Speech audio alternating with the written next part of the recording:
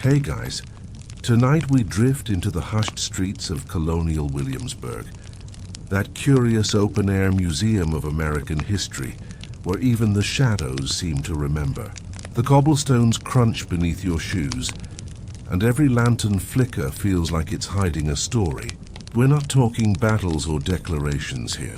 This is about punishments, the kind of petty, peculiar, and frankly boring punishments that might make your modern sofa seem like a luxury prison. You probably won't survive this, at least not without rolling your eyes once or twice. So before you get comfortable, take a moment to like the video and subscribe, but only if you genuinely enjoy what I do here. I don't need your pity clicks, I promise. Drop your location and your local time in the comments so I know where you're drifting off from. Now dim the lights, maybe turn on a fan for that soft background hum, and let's ease into tonight's journey together. The night air in Williamsburg is heavy with pine and smoke, and you walk slowly, almost reverently, as if your shoes could wake someone from centuries ago. The houses are neat, timber-framed, with shutters that creak slightly when the wind tugs. But behind those prim facades, life wasn't as genteel as the postcards suggest. Punishment was a stage show, and every colonist, whether rich planter or scrappy apprentice, was both actor and audience. You imagine yourself passing the courthouse, the heart of colonial justice. Its red bricks gleam faintly in the moonlight, and you can picture a daytime crowd gathering here to see who was unlucky enough to be sentenced. Mainstream fact: the courthouse in Williamsburg really did serve as the hub of civic life, handling disputes ranging from land boundaries to cases of theft. But what drew the gossipers, the vendors, and the curious children were not the verdicts, but the punishments that followed. One quirky tidbit: punishments here weren't designed purely for pain, they were crafted for spectacle. Being embarrassed in front of your peers was often worse than the sting itself.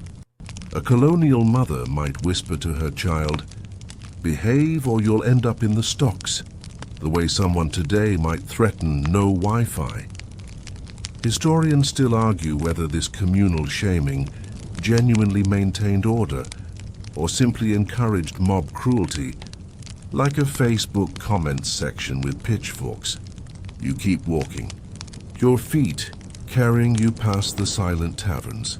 During the day, they'd be filled with chatter, arguments, and pipe smoke. Imagine overhearing a drunkard slur insults at a town official, only to see that same man paraded out the next morning for his punishment. Colonial law didn't let misconduct simmer privately. It cooked it up publicly, served steaming with a side of humiliation. The streets are lined with wooden fences, their posts worn smooth by countless leaning bodies. Children once perched there, munching on whatever passed for snacks, waiting for the show of the day. Punishment wasn't just correction, it was entertainment. You pause to consider how many people found guilty of scolding or idleness once walked past this very spot, eyes lowered, cheeks burning. The air feels thick with their memory. The soft rustle of leaves overhead reminds you that punishments often had a rhythm, like the seasons. Public whippings might cluster around harvest times, when labor discipline mattered most. Fines could spike during tax season, when everyone was counting coins. Even humiliation had a schedule, woven into the fabric of the town. You glance toward the stocks, a wooden frame now safely reconstructed for tourists to pose in. By day, families giggle as they stick their heads through, snapping selfies. By night, you imagine the wood swollen with sweat, the wrists of the condemned stiff and sore. A cat wanders across the square, its tail flicking like a metronome, and you wonder if a creature like that once purred beside some unlucky soul whose greatest crime was selling short-measured tobacco. The idea of fairness drifts through your mind like mist. Was it fairer, you ask yourself, To be shamed publicly rather than locked in a distant prison? After all, many punishments in Williamsburg were temporary. The pain faded, the jeers died down, and you could return to your life. But scars, whether burned into your skin or carved into your reputation, lingered much longer. Historians still debate whether this system of community-based punishment actually kept crime low, or whether it simply kept people better at hiding their sins. You picture the townsfolk themselves. The men in breeches, the women in bonnets, children darting between skirts and waistcoats. They all came to watch.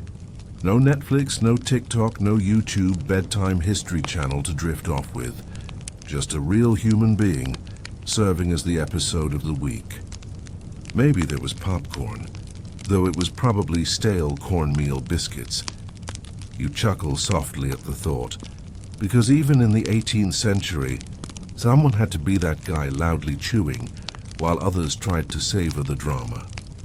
As you wander further into the square, you notice how oddly calm everything feels now. Colonial Williamsburg at night is almost designed for these sleepy musings. The wooden benches stand empty, the courthouse door shut tight. Yet your imagination fills in the gaps. Angry mobs chanting, magistrates wagging fingers, unlucky souls sweating in terror. All of it preserved not in stone but in memory, like faint chalk lines on a blackboard long erased but not forgotten. Your eyes linger on a lantern swaying gently.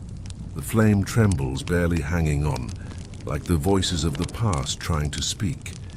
In that flicker, you sense the weight of Williamsburg's peculiar punishments, not grand enough for history textbooks, but vivid enough to color the lives of those who lived under their shadow. And now you carry that flicker with you into the rest of this long drifting journey through peculiar colonial justice. You find yourself pausing near a squat wooden structure that looks deceptively simple, almost like a rustic picnic table left behind. But the longer you stare, the more it reveals its sinister design. This is the stocks, an icon of colonial justice and humiliation. Thick planks drilled with holes for necks and wrists, held fast by iron pins. You picture yourself bending awkwardly, squeezed into that frame, unable to scratch your nose or wave off the mosquitoes, buzzing gleefully around your ears. The air feels cooler here, as if the ghosts of laughter still linger. By day, crowds would have gathered in this square, craning their necks to get a good view. Mainstream fact: stocks and pillories were not just tools of punishment in Williamsburg, but common across Europe and colonial America. They date back centuries, imported like so many other traditions the colonists decided to replicate in their brave new world. Their purpose? To expose you, body and dignity, to the full force of your neighbor's judgment. A quirky tidbit floats into your mind. Sometimes, punishments in the stocks came with bonus accessories. Bystanders could throw rotten vegetables or worse. Think of it as Yelp reviews. But instead of typing angrily on a keyboard, they hurled cabbages straight at your forehead. Children were often the most enthusiastic throwers, proving that playground cruelty has a very long pedigree. You shuffle closer, feeling the rough-hewn texture of the wood beneath your fingers. You wonder how many hands clutched at these beams, trembling with fatigue after hours of restraint. Historians still argue whether such public punishments actually reformed criminals or simply turned them into objects of spectacle. Was the thief less likely to steal again, or just less likely to get caught next time? Scholars go back and forth like the pendulum of a clock in some dusty archive, never quite landing on agreement. In your imagination, the stocks are occupied. A man slouches forward, his wig askew, his eyes half closed from shame and boredom. The crowd heckles him, calling out jokes that probably weren't even funny. You smirk to yourself, thinking how comedy hasn't always improved with time. One particularly bold heckler might have mimed his crime just to rub it in. Williamsburg residents were nothing if not resourceful in their jeering. You step to the side, where the pillory stands taller, more dramatic. This was the deluxe model, an upright frame that clamped the victim's head and hands at chest height. Here the humiliation wasn't just about discomfort. The pillory invited stares, pointing fingers, and sometimes the occasional punch. You imagine the poor soul twisting uncomfortably, unable to dodge whatever came flying. Rain would soak your clothes, sun would burn your skin, and every ache would be made worse by the endless eyes watching. And yet, oddly enough, the pillory could double as a community event. Taverns nearby might see more business when someone was locked up, as curious onlookers made a day of it. You chuckle at the thought. Punishment as tourism long before Instagram gave us hashtags like danked colonial fail.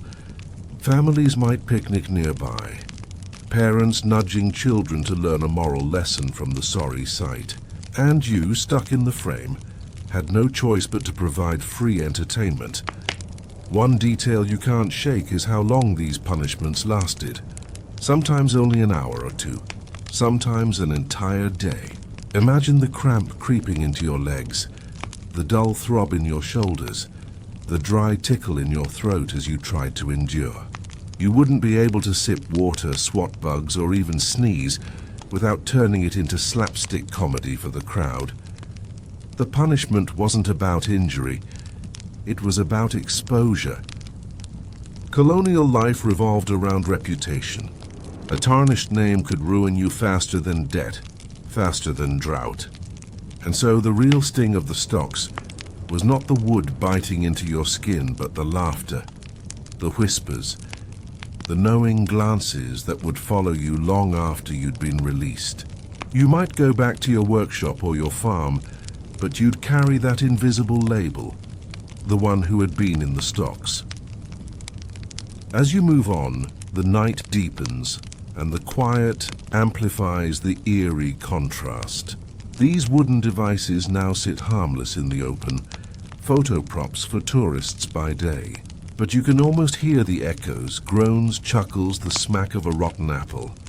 You feel a strange sympathy for the ghosts of Williamsburg, who endured their hours of immobility. Perhaps some tried to sleep upright, drifting in and out as insults peppered their ears. Perhaps others plotted revenge, silently vowing never to forgive their neighbors' laughter. The funny thing is, while stocks and pillories were meant for humiliation, they sometimes backfired. Accounts survive of criminals who treated their time as a performance, cracking jokes, mocking the crowd, and turning themselves into folk heroes. Imagine some swaggering thief making everyone laugh, while technically serving his sentence. Historians still argue whether such resistance undermined the punishment's intended purpose or simply showed the elasticity of human pride. Either way, the line between shame and entertainment blurred like ink on damp parchment. You look back at the stocks one last time before moving along the path. The lantern glow makes their wooden jaws glimmer like silent sentinels of justice. For you, they're relics. For them, centuries ago, they were daily reminders. Step out of line and your body becomes the billboard for your own disgrace. And as you breathe in the cool air, you realize just how fragile comfort has always been. Tonight, your only punishment is staying awake. The street curves gently, leading you past fences and shadowy gardens, until you reach a space where voices would once have risen like waves. You imagine the din of townsfolk gathered, not just for the thrill of seeing someone restrained, but for the larger performance of public humiliation itself. In Colonial Williamsburg, punishment was theater, and the audience was everyone who wasn't unlucky enough to be in the spotlight that day. You pause at a bench, running your hand along the weathered wood. Picture yourself sitting there centuries ago, nibbling on stale bread as neighbors jeered at whoever occupied the pillory. Mainstream fact: humiliation was the glue of colonial justice, designed to remind people that every action rippled through the community. Privacy was a scarce commodity, and punishment was as visible as market day. Unlike prisons of later centuries, the system here relied less on locking you away and more on making sure everyone saw you fail. A quirky tidbit comes to mind. Not every punishment looked like misery. Sometimes humiliations turned downright comical. A baker who shorted his bread might be forced to carry the offending loaf on his head. A drunkard could be marched around with a paper cone hat announcing his offense, the 18th century cousin of the "kick me" sign. You imagine the smirks, the whispers, and maybe a child giggling so hard he dropped his wooden toy. The smell of pine resin drifts in the cool air, and you feel yourself blending into this imagined crowd. The magistrate reads the sentence, his wig powdered but perhaps a little crooked from the humidity. He speaks with stern formality, but the townsfolk know the best part is what comes next. The guilty party is paraded forward, sometimes forced to stand atop a platform or march slowly around the square. Historians still argue whether these rituals truly discouraged crime or simply fed the human appetite for spectacle. You picture the shame of being paraded, everyone's eyes pinning you in place. Neighbors you normally borrowed tools from now wagging fingers. Children pointing. The blacksmith chuckling with arms crossed, probably forgetting the time he got fined for swearing. Reputation was the real prison here, with gossip serving as the bars. And gossip never rusted, never decayed. It lingered for years. The sounds of jeering echo in your imagination. Some insults may have been cruel, but others probably carried a wink. Colonial humor was earthy, rough, and often laced with double meanings. You smirk quietly at the thought. If colonial punishments were live-streamed today, the comment section would look suspiciously familiar.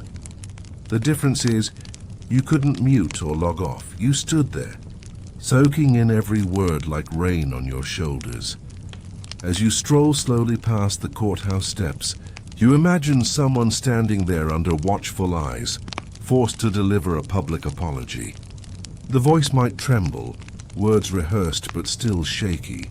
Imagine confessing that you cheated at cards, or that you insulted your neighbor's cow. Ridiculous in one sense, terrifying in another. This ritual of confession wasn't just a slap on the wrist. It was a test of your ability to endure public scorn and return somehow to the fold. The funny part is how punishments often turned into social gatherings.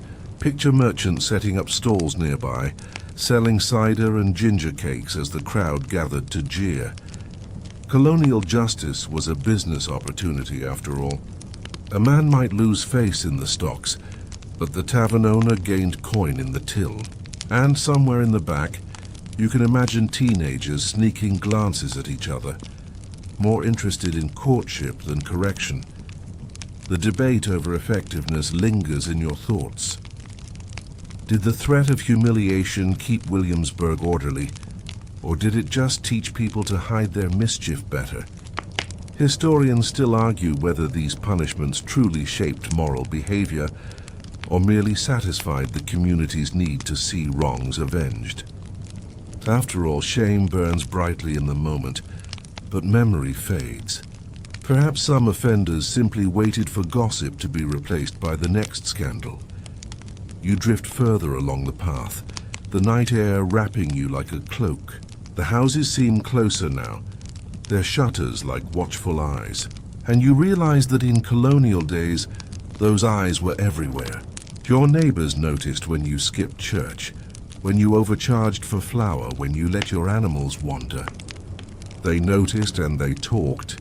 Punishment wasn't confined to wooden contraptions. It lived in whispers, smirks, and the cold shoulder at Sunday service. As you pass a tavern, you hear in your imagination the rise of laughter. Maybe someone is recounting the day's humiliation, embellishing details for comic effect. Did you see the way his wig fell off? Did you hear how she sputtered when the water hit? Everyone became a storyteller, and the punished became the star of stories they would rather not headline. And yet, under the jeers, you sense something fragile. Every colonist lived with the knowledge that they too might one day stumble into disgrace. The same neighbor laughing at you today might be fine tomorrow. Perhaps that's why the humor was sharp, but sometimes tinged with sympathy. Like watching someone trip on a cobblestone, you laugh, but you also know it could just as easily have been you. You turn a corner, leaving behind the imagined crowd. The street grows quieter, the lanterns spaced farther apart. Humiliation here wasn't simply about crime and punishment. It was a reminder of how tightly bound community life was. Everyone watched, everyone remembered, and no one escaped the theater of reputation. Even now you feel its echo, heavy as the humid night air, soft as the footsteps of those who once endured it. You follow the sound of water now, faint ripples carried on the night air. The path draws you toward a low wooden platform jutting out over a creek, its dark surface glimmering faintly in the lantern light. This is the ducking stool, that notorious device where humiliation met cold, muddy reality. You stand at the edge, peering down into the sluggish water, imagining the splash and the squeals that once broke the stillness here. The stool itself looks innocent enough in modern reconstructions, a sturdy chair mounted on a long beam, balanced like a seesaw. But once you picture a human being strapped into it, the innocence vanishes. Mainstream fact. In Williamsburg and other colonies, the ducking stool was reserved mostly for women accused of scolding, nagging, or spreading gossip. It was less about actual crimes, and more about controlling behavior deemed disruptive to the fragile order of the town. A quirky tidbit makes you smile grimly. The person strapped into the stool was sometimes dunked multiple times, up and down like a reluctant bobbing apple.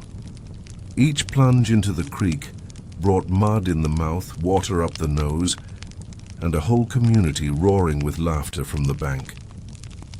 For spectators, it was practically slapstick. For the victim, it was shivering, humiliating terror. Historians still argue whether the ducking stool was ever truly meant as serious punishment, or if it was more ritual humiliation disguised as law. You picture the scene. A woman tied securely to the chair, skirts billowing as she is raised high, then lowered with a groan of wood into the chilly water. The crowd bursts into cheers, some clapping, others mocking. Children shriek in delight, pointing at the dripping figure pulled back up, gasping, hair plastered against her cheeks. Then down she goes again and again until her dignity is as waterlogged as her clothes. The air feels colder as you imagine it. The creek by day might shimmer pleasantly. At night, it becomes a black mirror reflecting lantern flames and the wide eyes of the condemned. You shiver, though you're dry and safe on the bank. Even one dunk would chill the bones. But the real sting was knowing your neighbors carried the image of your soaked humiliation for years afterward. You recall how colonial justice often blurred the lines between morality and misogyny. The ducking stool was rarely, if ever, used on men. A man who slandered might face a fine, but a woman deemed too loud risked a plunge in the creek. You roll your eyes gently at the double standard. Some things, it seems, haven't entirely changed. A joke slips into your thoughts. Imagine being punished for gossiping by giving the town something even juicier to gossip about. Talk about irony. You can practically hear the tavern chatter afterward. She came up sputtering like a fish. Did you see the wig floating downstream? These details probably became folklore, repeated long after the poor woman had dried off. There's a scholarly debate, too, about whether ducking was ever as common in Williamsburg as legends suggest. Some records hint at frequent use, while others suggest it was more symbolic, a threat more than an everyday event. Historians still argue whether these stools were regularly deployed or more of a theatrical prop, kept ready to remind people of the consequences of stepping too far out of line. The stool creaks slightly in your imagination, the beam groaning as if remembering past dunkings. You step closer, smelling damp earth and water weeds, and wonder what it would feel like to be utterly powerless, strapped in while neighbors laughed. It wasn't about pain, it was about erasure. Your voice, so sharp in the gossip mill, became reduced to gasps and gurgles. Your authority, however small, washed downstream with every dunk. And yet, as cruel as it sounds, you can imagine moments of resilience. Perhaps some women glared defiantly through dripping lashes, refusing to break. Maybe others sputtered out a sarcastic remark between dunks, turning jeers into nervous laughter. People have a way of fighting back, even when strapped to a soggy chair. The human spirit is stubborn, even in a creek. You look up from the water now, the lantern light catching a ripple. It feels like the creek itself holds the memory of those humiliations, its flow carrying echoes long gone. Colonial justice, you realize, wasn't about removing people from society. It was about plunging them back into it, stripped of pride and dripping with shame. The punishment ended when you were pulled out, but the real sentence continued in whispers and smirks. As you step back from the bank, the night wraps around you again. The ducking stool sits motionless, its wood weathered but quiet. No squeals or splashes to break the calm. But in your mind the water still ripples, the crowd still jeers, and the air still shivers with laughter and fear intertwined. You leave it behind, but the image lingers, stubborn as a stain you can't scrub out. Your footsteps drift away from the creek, shoes crunching softly over the gravel path, until the scent of iron and smoke seems to settle into your imagination. You arrive at a place where punishment took on a more permanent sting. Branding. The thought alone makes your skin prickle, as if the night air carried an ember. You picture the scene, a magistrate announcing the sentence, the townsfolk leaning forward eagerly, and the blacksmith heating a slender iron rod in glowing coals until its tip glows orange. Mainstream fact. Branding was indeed practiced in colonial Virginia, often reserved for crimes like theft, forgery, or perjury.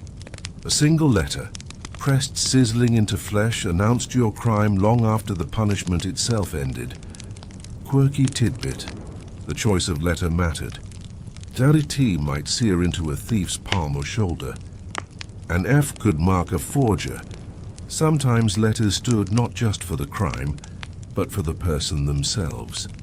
The letter becoming almost a grim parody of a name tag. You imagine walking into church with that mark showing and realizing your reputation arrived in the pew before you did. Historians still argue whether branding was intended primarily as a practical identifier or as a symbolic scarlet letter meant to etch shame into skin. Was the point to help authorities spot repeat offenders, or to ensure the community never let you forget? The debate smolders like the iron in those coals. Unresolved centuries later, the crowd's role was essential. You imagine neighbors murmuring as the iron is pulled from the fire, its glow casting strange shadows on their faces. The victim is held still, sometimes against their will, sweat beading on their brow as they brace for the sting. The hiss fills the air as hot metal meets flesh. Some onlookers wince, others cheer. Children might cover their eyes, though you suspect most peeked through their fingers. The smell, burning hair, seared skin, would have clung in memory. Colonial Williamsburg might smell of pine and tobacco most days, but during a branding, the odor was unmistakable. You wrinkle your nose, grateful that imagination doesn't come with smell-o-vision. A grim little joke slips in. If Williamsburg had Yelp reviews back then, branding day would have gotten 5 stars for intensity, 0 for snacks. What's striking is how branding collapsed the line between punishment and identity. Stocks and ducking stools ended after hours. But a mark? That followed you for life. Every handshake, every sleeve rolled up at work, every dip in the creak. Your crime glared silently back at anyone watching. In a society obsessed with reputation, that mark was like carrying your criminal record tattooed in bold font. You stroll past a blacksmith's forge, dark now but alive in your imagination. The bellows wheeze, the coals glow, the hammer clangs. Perhaps some smith hated this part of his duty, knowing the same hands that shaped horseshoes were also shaping shame. Perhaps others relished it, seeing themselves as instruments of justice. You wonder whether the condemned ever tried to crack jokes, turning their agony into defiance. People can be surprisingly sarcastic, even when seared like cattle. And then there's the practical question. Did branding actually work? Did it reduce theft or forgery? Historians still argue about its effectiveness. Some records suggest repeat offenders wore multiple marks, which seems less like prevention and more like collecting grim badges. Others imply that one mark was enough to shun someone into exile, forcing them out of town entirely. You pause at the thought of exile. Imagine not just being punished, but being marked so you could never truly return. The colony was small. Reputations stretched farther than fences. Once branded, you weren't just a thief, you were the thief. No amount of honest work could fully scrub away that scar. The lantern light flickers as you move on, and for a moment you think of the iron glowing in the fire, then fading back to dull gray. But unlike iron, a brand on skin didn't cool. It followed you, visible proof of a single moment of judgment. The scar whispered louder than any apology. Yet strangely enough, there are tales of branded individuals who lived on defiantly, marks and all. Perhaps some even wore their scars as twisted badges of survival, evidence that they endured the fire and still walked among their peers. Maybe one day, long after the jeers faded, those scars stopped stinging, or maybe not.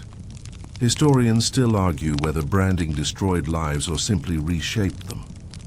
As you continue down the dim path, the memory of the glowing iron lingers behind your eyelids.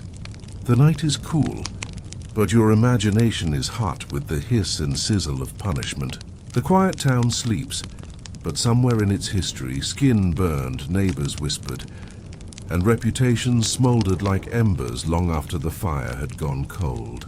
You wander deeper into the heart of town, your steps echoing faintly between wooden buildings. The night air is calm, but in your mind it fills with sharp cracks, like whips cutting the silence in two. You've arrived at the whipping post, a spot where punishment sang not with jeers or splashes, but with leather slicing against skin. Mainstream fact: in colonial Virginia, whipping was a common penalty, prescribed for everything from petty theft to drunken disorder. Unlike branding, which left scars visible forever, whipping was considered a temporary lesson. Temporary, of course, is a generous word when you're the one tied to the post. You picture the structure, a sturdy beam planted upright in the earth, rope dangling like a serpent waiting to strike.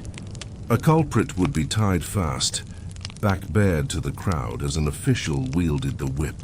Sometimes it was a magistrate, sometimes a constable, and sometimes, ironically, another convict forced into the role.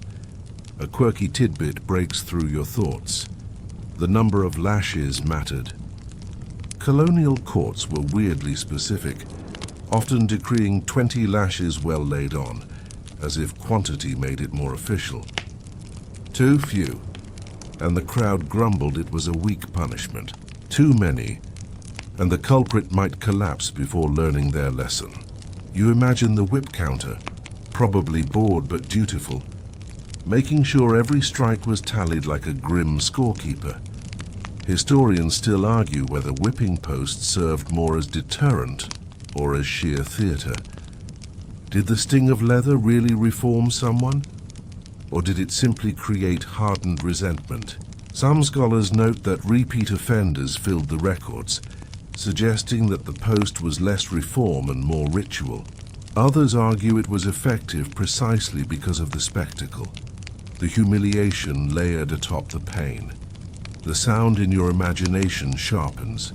Crack, pause, groan, repeat. The air fills with gasps, some sympathetic, others entertained. Children might have squirmed uneasily, torn between fear and fascination. Adults might have leaned in, comparing this whipping to the last like connoisseurs of cruelty. You tilt your head back and look at the stars. They're steady, serene, utterly indifferent to human drama. Yet here, beneath them, lives were reshaped by lashes. A farmer caught stealing might feel every strike vibrate through his ribs. An indentured servant caught trying to flee would carry not just stripes, but the knowledge that everyone in town had witnessed his attempt to break free. There's a strange duality in imagining it. Pain is personal, but here it was communal. The whole town became part of the sentence, watching flesh welt and minds falter. The victim, bound, couldn't hide, couldn't even clench fists without the rope cutting deeper. You picture sweat mixing with blood running down into dust. And yet, as harsh as that sounds, you remember that this was PG-13 punishment by colonial standards.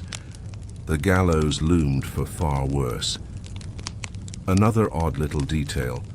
Sometimes, culprits were whipped indoors at the courthouse, if weather or sensitivities demanded discretion.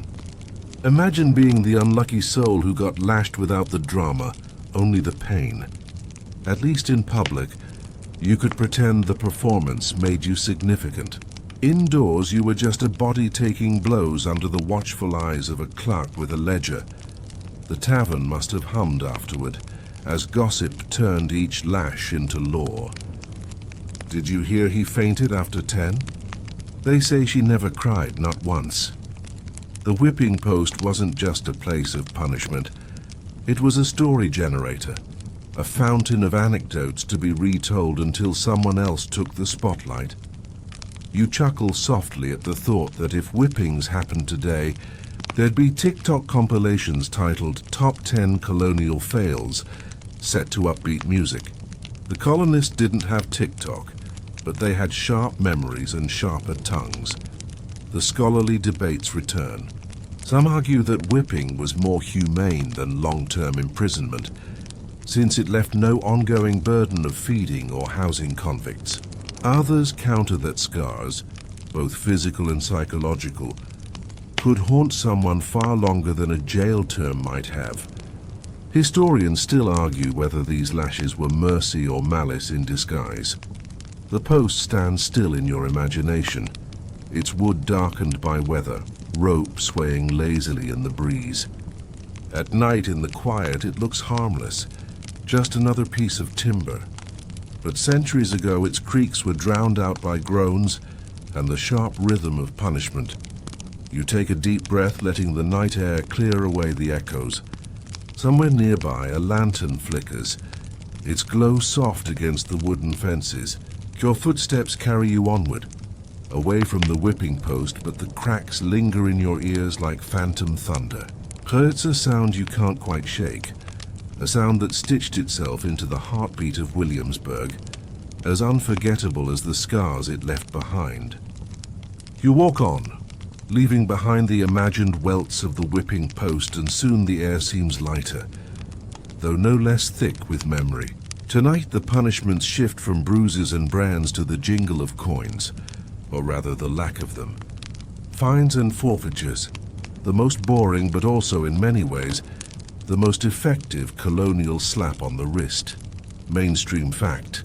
Williamsburg courts handed out fines regularly for minor offenses. Drunkenness, skipping church, slandering a neighbor, even failing to maintain a fence. In a society built on fragile order, your wallet was an easy lever. Forget about your dignity. The court went straight for your purse. Quirky tidbit? Currency in colonial Virginia wasn't as simple as cash in a pocket. Coins were scarce, so fines were often paid in kind, tobacco leaves, grain, or livestock. Imagine settling your punishment by lugging a squealing pig into town only to hand it over to the court clerk. That, you think, must have been its own humiliation. Not to mention the awkward trip home without your best hog. Historians still argue whether these fines were meant purely for deterrence or whether they quietly filled government coffers. Was justice simply moral correction, or was it also a side hustle for colonial administrations perpetually short on funds? Scholars debate, while you picture a magistrate trying to keep a straight face as he accepts 3 chickens in lieu of shillings. You imagine yourself standing before the bench, hat in hand, as the judge declares the fine. The room is hushed but also secretly amused. Your neighbors nudge each other. How much will it be? A bushel of corn? Half a calf? You might sigh with relief at escaping physical punishment, but the embarrassment of paying with produce was a sentence in itself. And what of those who couldn't pay? Records tell of debtors forced into temporary servitude to cover fines, essentially renting themselves out as punishment. So the line between financial penalty and bodily punishment blurred. A fine could mean hours bent over another man's field, sweat serving as currency. You pass a dimly lit tavern, shutters closed, but the faint smell of ale clings to the night air. Imagine being fined for drunkenness here. Your penalty ironically equivalent to the cost of several more tankards, a colonial double whammy.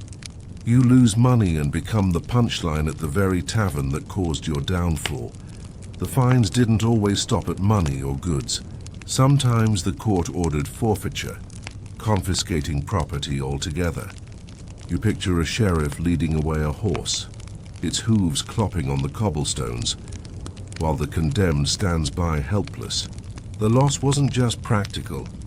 It was a public advertisement of failure. Everyone in town saw what you no longer owned.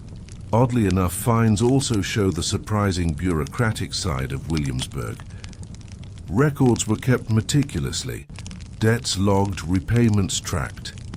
Colonial justice wasn't all ducking stools and whips. It also lived in ledgers. Imagine a clerk hunched over candlelight, carefully writing 2 barrels of corn for insult to magistrate, as if it were the most normal thing in the world. You chuckle softly, thinking how boring punishments often cut deepest.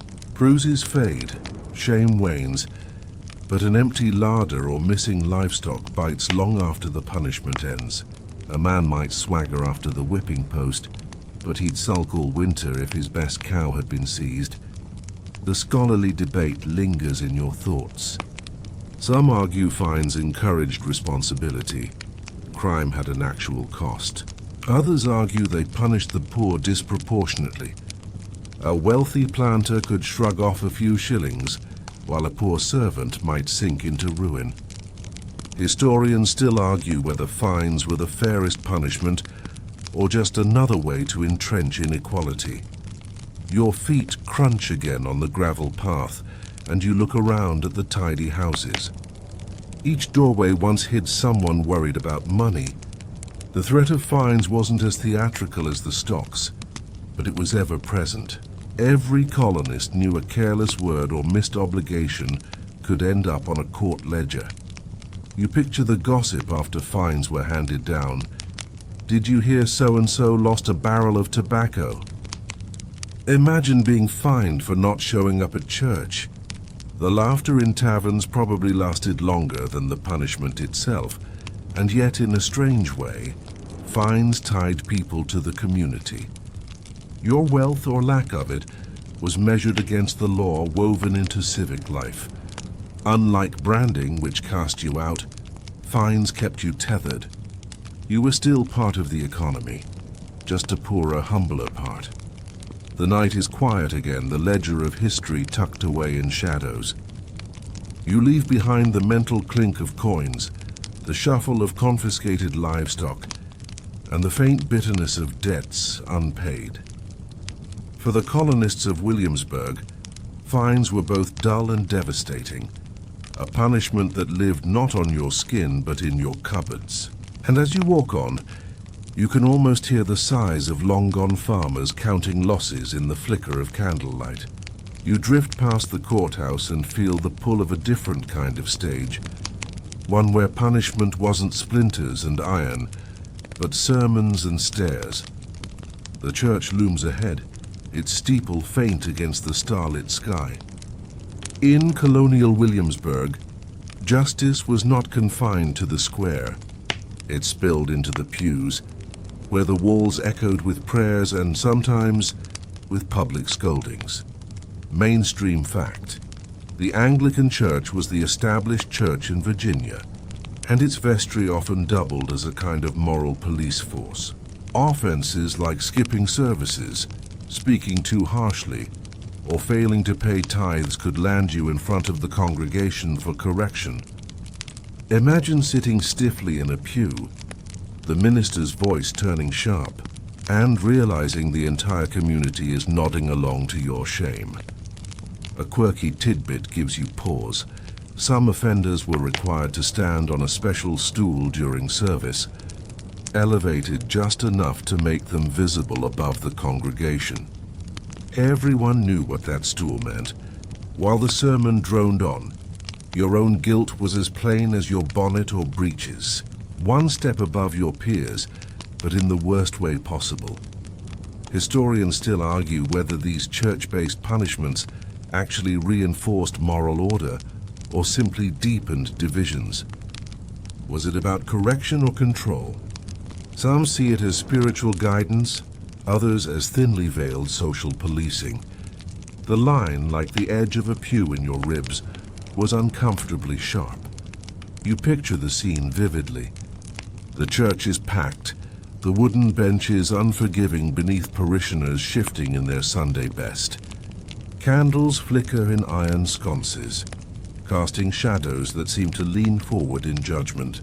The minister clears his throat, and all eyes turn not to the altar but to you standing awkwardly on the raised stool. His words may be lofty about sin and redemption, but everyone hears the subtext: don't be like this poor soul. Your mind drifts to how humiliating it must have felt. At least in the stocks you had only a few hours of disgrace. In church, surrounded by neighbors and kin, the shame burrowed deep. You'd meet their eyes again at the market, at harvest, even at weddings. The punishment followed you home like a shadow that wouldn't lift. And yet there's something oddly comical about the thought. Imagine being scolded for gossip while perched above the congregation, your feet dangling like a child in an oversized chair. You almost want to laugh, except laughter might earn you another round on the stool next week. Colonial justice didn't exactly come with a sense of humor. As you walk past the churchyard, you think about the power of silence. No whips cracking here, no irons hissing, no ducking stools splashing. Just the heavy silence of a congregation staring. Sometimes the absence of sound punishes more than noise ever could. You feel it even now, the weight of invisible eyes following you through the night. The debate lingers in your mind. Historians still argue whether these church punishments were effective deterrents or just another tool of conformity. Some argue they kept communities tight-knit, ensuring everyone behaved within the same boundaries. Others suggest they sowed quiet resentment, pushing dissent underground where it brewed stronger. Like so much in Williamsburg, the truth probably lay somewhere in the uncomfortable middle. You chuckle softly, thinking how this punishment would translate today. Imagine your boss dragging you into a weekly meeting, plopping you on a stool and saying, "Everyone, let's take a moment to acknowledge Dave's poor time management." HR would have a field day. But in colonial times, public correction wasn't an HR violation. It was civic duty. The night air is cool as you move past the church, the stones of the graveyard glimmering faintly. You think of the generations who endured those scoldings, who shifted uncomfortably on that stool while neighbors smirked. Their punishments left no scars on the body, but perhaps plenty on the pride. As you walk on, the hush of the church follows you like a hymn half remembered. It is softer than the whip, quieter than the ducking stool, but in some ways more haunting. For punishment delivered not just by law, but by God's own representatives, weighed heavier on the soul than any splinter or lash, and so you keep walking, lantern-light bobbing gently, carrying with you the echo of whispered prayers and the sting of silent scorn. Williamsburg slept centuries ago, but in your imagination the pews are still full, the minister's finger still wagging, and the stool still waiting for the next unlucky parishioner. The path bends toward the market square, and with it the faint, earthy scent of tobacco lingers in your imagination.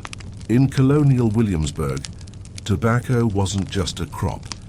It was the currency that kept the colony alive.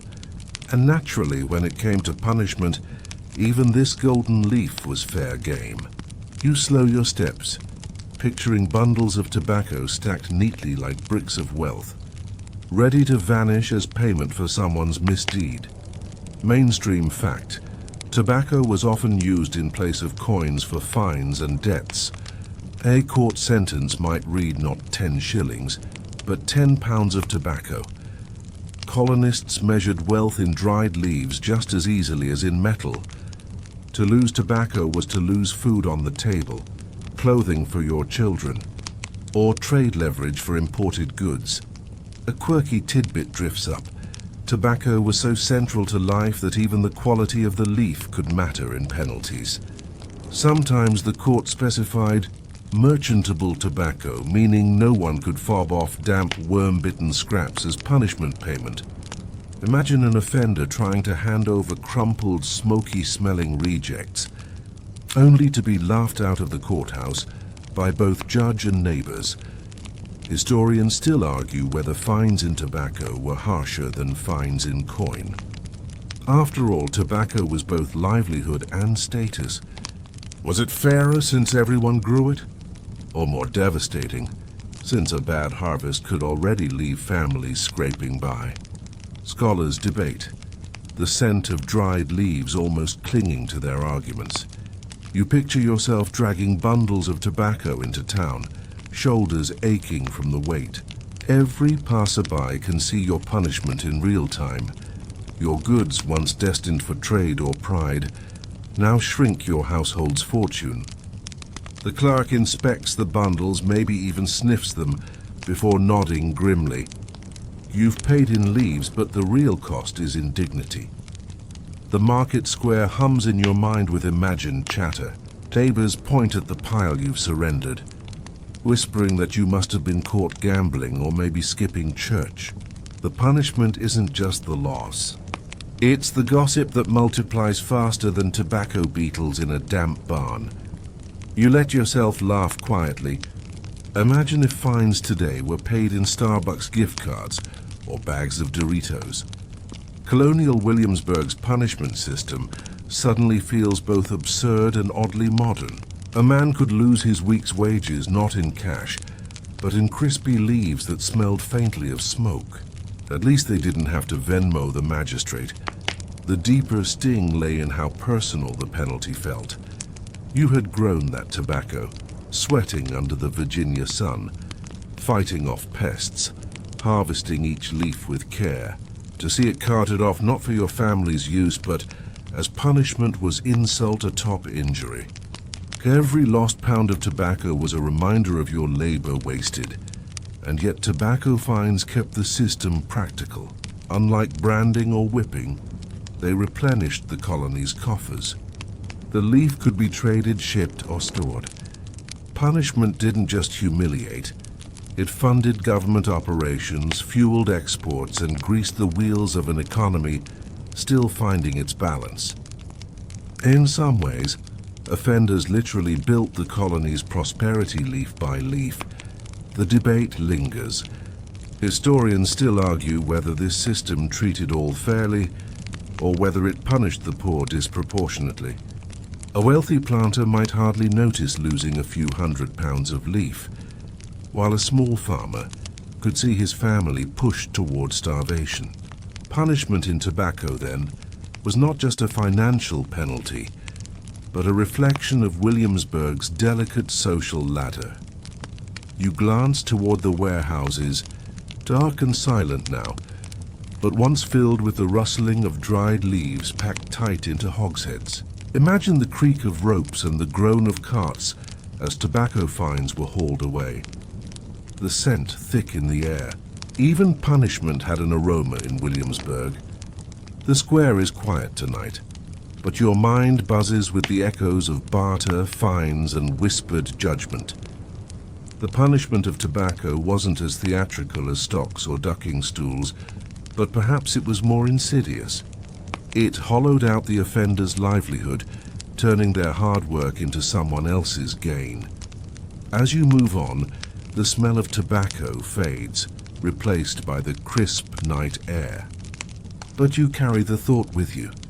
In a town where currency grew in the fields, punishment often sprouted right alongside it. And just like the crop, penalties could wither a family or flourish into gossip, spreading through Williamsburg like smoke on the breeze. You leave the square behind, stepping into a quieter lane where the wind stirs gently against the clapboard houses. Here punishments turn personal, less about lashes or lost crops and more about the intimate theater of shame. You think of hair, that fragile crown everyone wears, and how easily it can be turned into a symbol. In Colonial Williamsburg, the shaving of heads wasn't fashion. It was punishment. Mainstream fact. In the 17th and 18th centuries, shaving the head was a common disciplinary measure across Europe and the colonies. It was particularly aimed at women accused of sexual misconduct, petty theft, or moral failings. For men, especially soldiers or indentured servants, it could symbolize loss of status or defiance crushed. The quirky tidbit. Hair wasn't just cosmetic. Wigs were prized, carefully powdered, styled, and displayed as markers of wealth and respectability. To have your natural hair shaved off in public was to be stripped of more than just follicles. It was like tearing up your resume and tossing it into the mud. Imagine your neighbors pointing and whispering, "Ah, there goes the one who lost more than just dignity." Historians still argue whether shaving was primarily meant to humiliate or to mark someone for easy recognition. A woman with shorn hair couldn't slip quietly back into the crowd. Her punishment clung to her head like a beacon. Some scholars suggest it even reinforced gender roles, keeping women visibly subservient. Others claim it was an equal opportunity humiliation, depending on the crime. You pause under the faint glow of a lantern, picturing the ritual. The condemned seated on a stool in the center of the square, neighbors craning for a better view, a constable producing clippers or a razor. Locks fall slowly to the ground, the rhythm of each snip matched by muffled giggles or sharp gasps. For the punished, every strand feels like another piece of pride severed. The sound of shears is almost louder in your imagination than a whip's crack. Snip, snip, and there's no hiding from the crowd.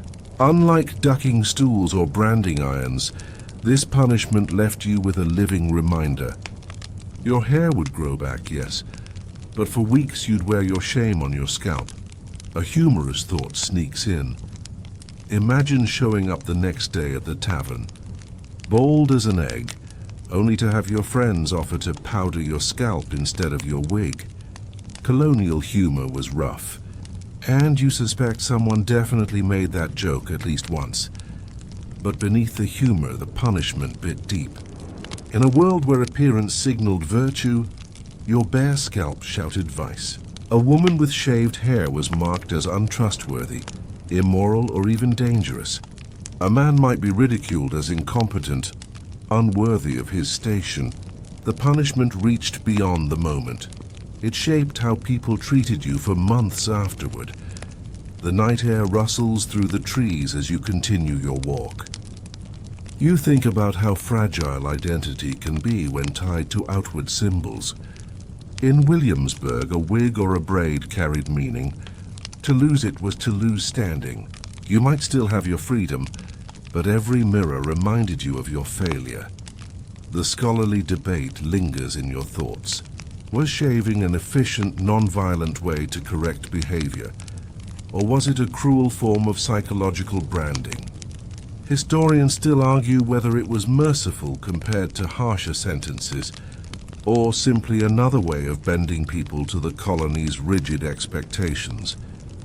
You glance at a window, imagining a punished woman inside, avoiding her reflection in polished pewter, tugging a kerchief over her scalp before stepping outside. Even her children would feel the sting, their playmates whispering about the bald mother. Punishment was rarely confined to the guilty.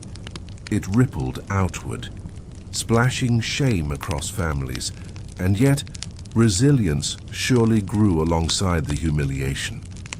You can imagine someone leaning into the look, striding boldly down the street, daring others to laugh. Maybe a few even turned boldness into a badge of survival, proof they had endured Williamsburg's peculiar justice. Human pride, after all, has a way of growing back, much like hair. As you step farther down the lane, the lantern glow fades, leaving you under the stars once more. The breeze brushes against your own hair, a soft reminder of how something so ordinary could once be wielded as a weapon. In Williamsburg, even a haircut wasn't just a haircut. It was a sentence, a story, and a scar that lingered long after the clippings had blown away. The lane opens toward fields stretching faintly into the night, the outlines of fences and barns barely visible. Here, in the dim quiet, you think of those who tried to leave it all behind, the indentured servants who ran, not enslaved for life, but bound by contracts of years. They still often risked everything to escape. And when they were caught, Williamsburg's peculiar punishments awaited. Mainstream fact: indentured servitude was common in Virginia throughout the 17th and 18th centuries. Servants agreed to work for a set number of years, often 4 to 7, in exchange for passage across the Atlantic. But many found the conditions harsher than expected. Harsh masters, long hours, and meager food drove some to flee, only to face severe penalties if captured. A quirky tidbit: runaway notices often read like awkward classifieds. Masters would describe their servants' appearances in painful detail: scars, accents, quirks, even missing teeth. Sometimes they'd note the clothes stolen for the escape. Last seen wearing a blue waistcoat, slightly torn at the shoulder. You chuckle softly, imagining a servant hoping for freedom while wearing an outfit so memorable it served as a walking wanted poster. Historians still argue whether runaways were punished more to deter others or to reinforce the fragile authority of masters. Was the point to prevent actual labor loss, or to publicly crush the spirit of rebellion before it spread? The debate flickers like candlelight, unresolved. You picture the scene: a captured servant dragged back to town, clothes torn, eyes burning with defiance or defeat. The punishment varied. Some were whipped, others had time added to their contracts, sometimes years tacked on for a few weeks away. A cruel irony. Your brief taste of freedom only stretched your bondage longer. Imagine standing in the square as the magistrate announces your new term. Neighbors murmur, some pitying, others smug. Your body might still ache from the lash, but the deeper pain comes from knowing your dream of freedom cost you more years under someone else's command. You pause by a split-rail fence, leaning lightly against the rough wood. In the darkness, you can almost see the shadows of servants slipping away at night. hearts pounding, hoping to vanish into the wilderness. Some aimed for other colonies, others for hidden communities of the free. Fair few succeeded. Most did not. For those caught, Williamsburg became a stage of shame. The punishments weren't limited to the body or contract. Some runaways were forced to wear collars or shackles temporarily, marks of disgrace as visible as shaved heads or brands. You imagine the rattle of iron echoing through the streets, each clank a reminder that your attempt at freedom was now a spectacle. And yet, there's humor, even in the grimness. Imagine a runaway servant listening to their master's runaway ad and realizing the description was so bad, no one would ever recognize them. Blue waistcoat, scar on the chin, speaks with an Irish lilt. Half the colony probably fit the bill. Perhaps a few slipped through precisely because the descriptions were too vague or too embellished. The scholarly debate resurfaces in your thoughts. Historians still argue whether harsh punishments actually reduced escape attempts or if desperation simply outweighed fear. After all, to run was to gamble everything. To stay was to wither under someone else's orders. Williamsburg's punishments may have been peculiar, but human hope was stubborn. You pass a darkened barn, its roofline jagged against the stars. You think of servants bedding down there centuries ago, exhausted from labor, dreaming of escape. Some may have whispered to each other, planning routes, trading rumors of safe havens. Others may have kept silent, holding freedom as a secret hope. Punishment loomed, but so did possibility. The air feels heavier as you consider the choices. To run was dangerous, to stay was suffocating. And punishment, when it came, was designed not just to break the body, but to crush the spirit. Yet you suspect that some who endured the lash or the jeers, or the extended years, still carried a flicker of defiance. That flicker, small but steady, was the true rebellion Williamsburg could never fully extinguish. As you move back toward the main street, you leave behind the fields and their shadows of flight. The stars glimmer steadily above, silent witnesses to both the dreams and the punishments of those who once walked these paths barefoot, hearts racing. And you carry with you the echo of their footsteps, fleeing, faltering, punished, but never entirely erased. The taverns appear again as you wander back toward the heart of Williamsburg, their shuttered windows silent now, though you can almost hear the raucous laughter of a daytime crowd. Imagine stepping inside one of these places a few centuries ago. Ale sloshing, fiddles scraping out a tune, men pounding tables with tankards. For a town that prized order and discipline, Williamsburg also had a lively drinking culture, and of course, it policed it fiercely. Mainstream fact: colonial courts in Virginia regularly fined or punished people for drunkenness, especially if their disorder spilled into public. One drink too many could turn from private fun to civic shame in the blink of an eye. Taverns were licensed and monitored, seen as essential hubs for travelers, but dangerous incubators for trouble. A quirky tidbit drifts into your thoughts. Sometimes habitual drunkards were sentenced to wear special wooden collars, or even be forced to sit outside the tavern on display, as if to say, "This is what happens when you overindulge." You picture a man swaying on a bench with a ridiculous contraption around his neck, a living billboard for sobriety.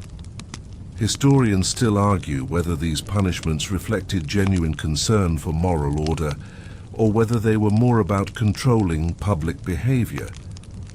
Was Williamsburg really invested in temperance, or was it more about preserving appearances for visiting dignitaries? The line blurs like froth on spilled ale. You imagine the scene: a man staggering down Duke of Gloucester Street after too much punch. Children giggle, dogs bark, and by the next morning he's hauled before the magistrate. The sentence? Perhaps a fine in tobacco, perhaps a short stint in the stocks. Either way, his hangover now comes with public humiliation. The sound of a fiddle lingers in your head, mixed with laughter. Punishments tied to drunkenness weren't just about one man. They were lessons for the whole tavern crowd. Everyone who saw their neighbor punished carried the memory into their next round of drinks. Maybe they sipped slower, maybe they didn't. But the message was there. Merriment had a limit, and crossing it meant shame. You pause in front of a reconstructed tavern, shutters closed tight. Imagine if walls could gossip. They'd tell of men loudly debating politics, of women bringing gossip to the punch bowl, and of that inevitable someone who couldn't hold their liquor. Maybe he tried to sing bawdy songs too loud. Maybe he insulted the wrong man's wig. Either way, punishment loomed. A chuckle slips from you as you imagine Colonial Williamsburg inventing its own version of the drunk tank. Instead of a cell, the town had public space and public shame. Stocks, whipping posts, fines. It all blended merriment with consequence. Drink responsibly, or prepare for a starring role in the town's daytime entertainment. One curious detail you can't shake. Some tavern keepers themselves were punished if their establishments became too rowdy.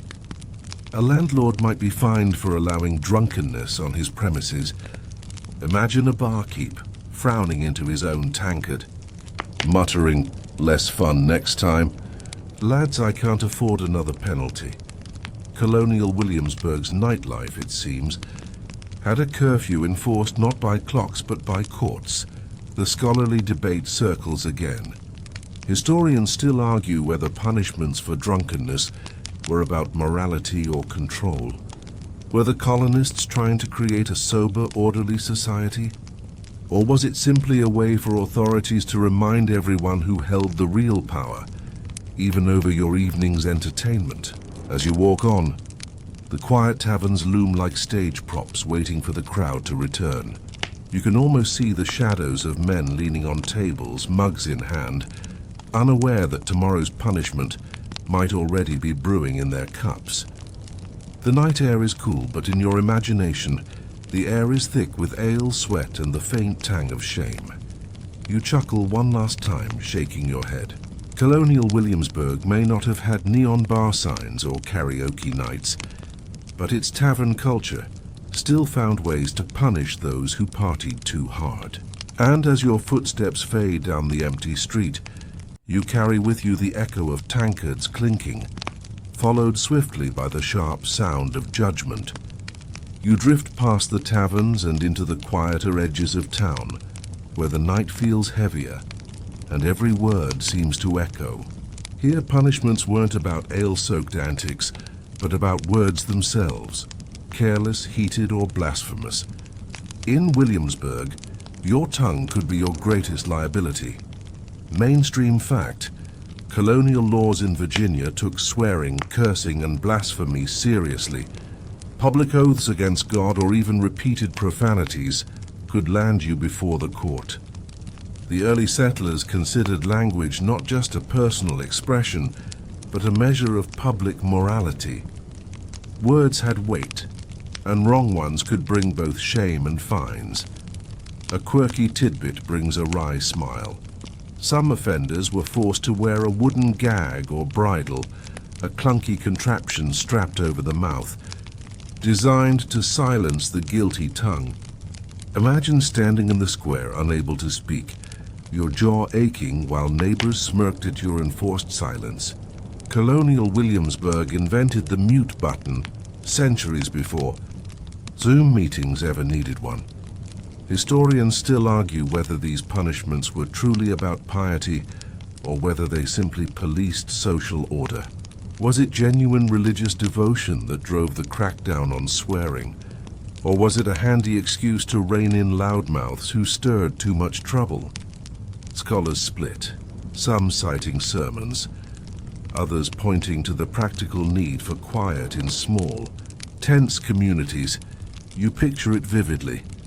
A man hauled into the square for letting a string of curses fly after stubbing his toe, or losing at cards. The magistrate frowns gravely, neighbors whisper, and the sentence falls. Maybe it's a fine in tobacco, maybe a stint in the stocks, or perhaps most humiliating, a gag strapped tight, forcing him to drool silently while children laugh. The absurdity makes you chuckle softly. Imagine being punished for swearing, only to curse even louder inside your head. You wonder how many offenders plotted sarcastic comebacks they couldn't voice, stewing silently while flies buzzed around their face.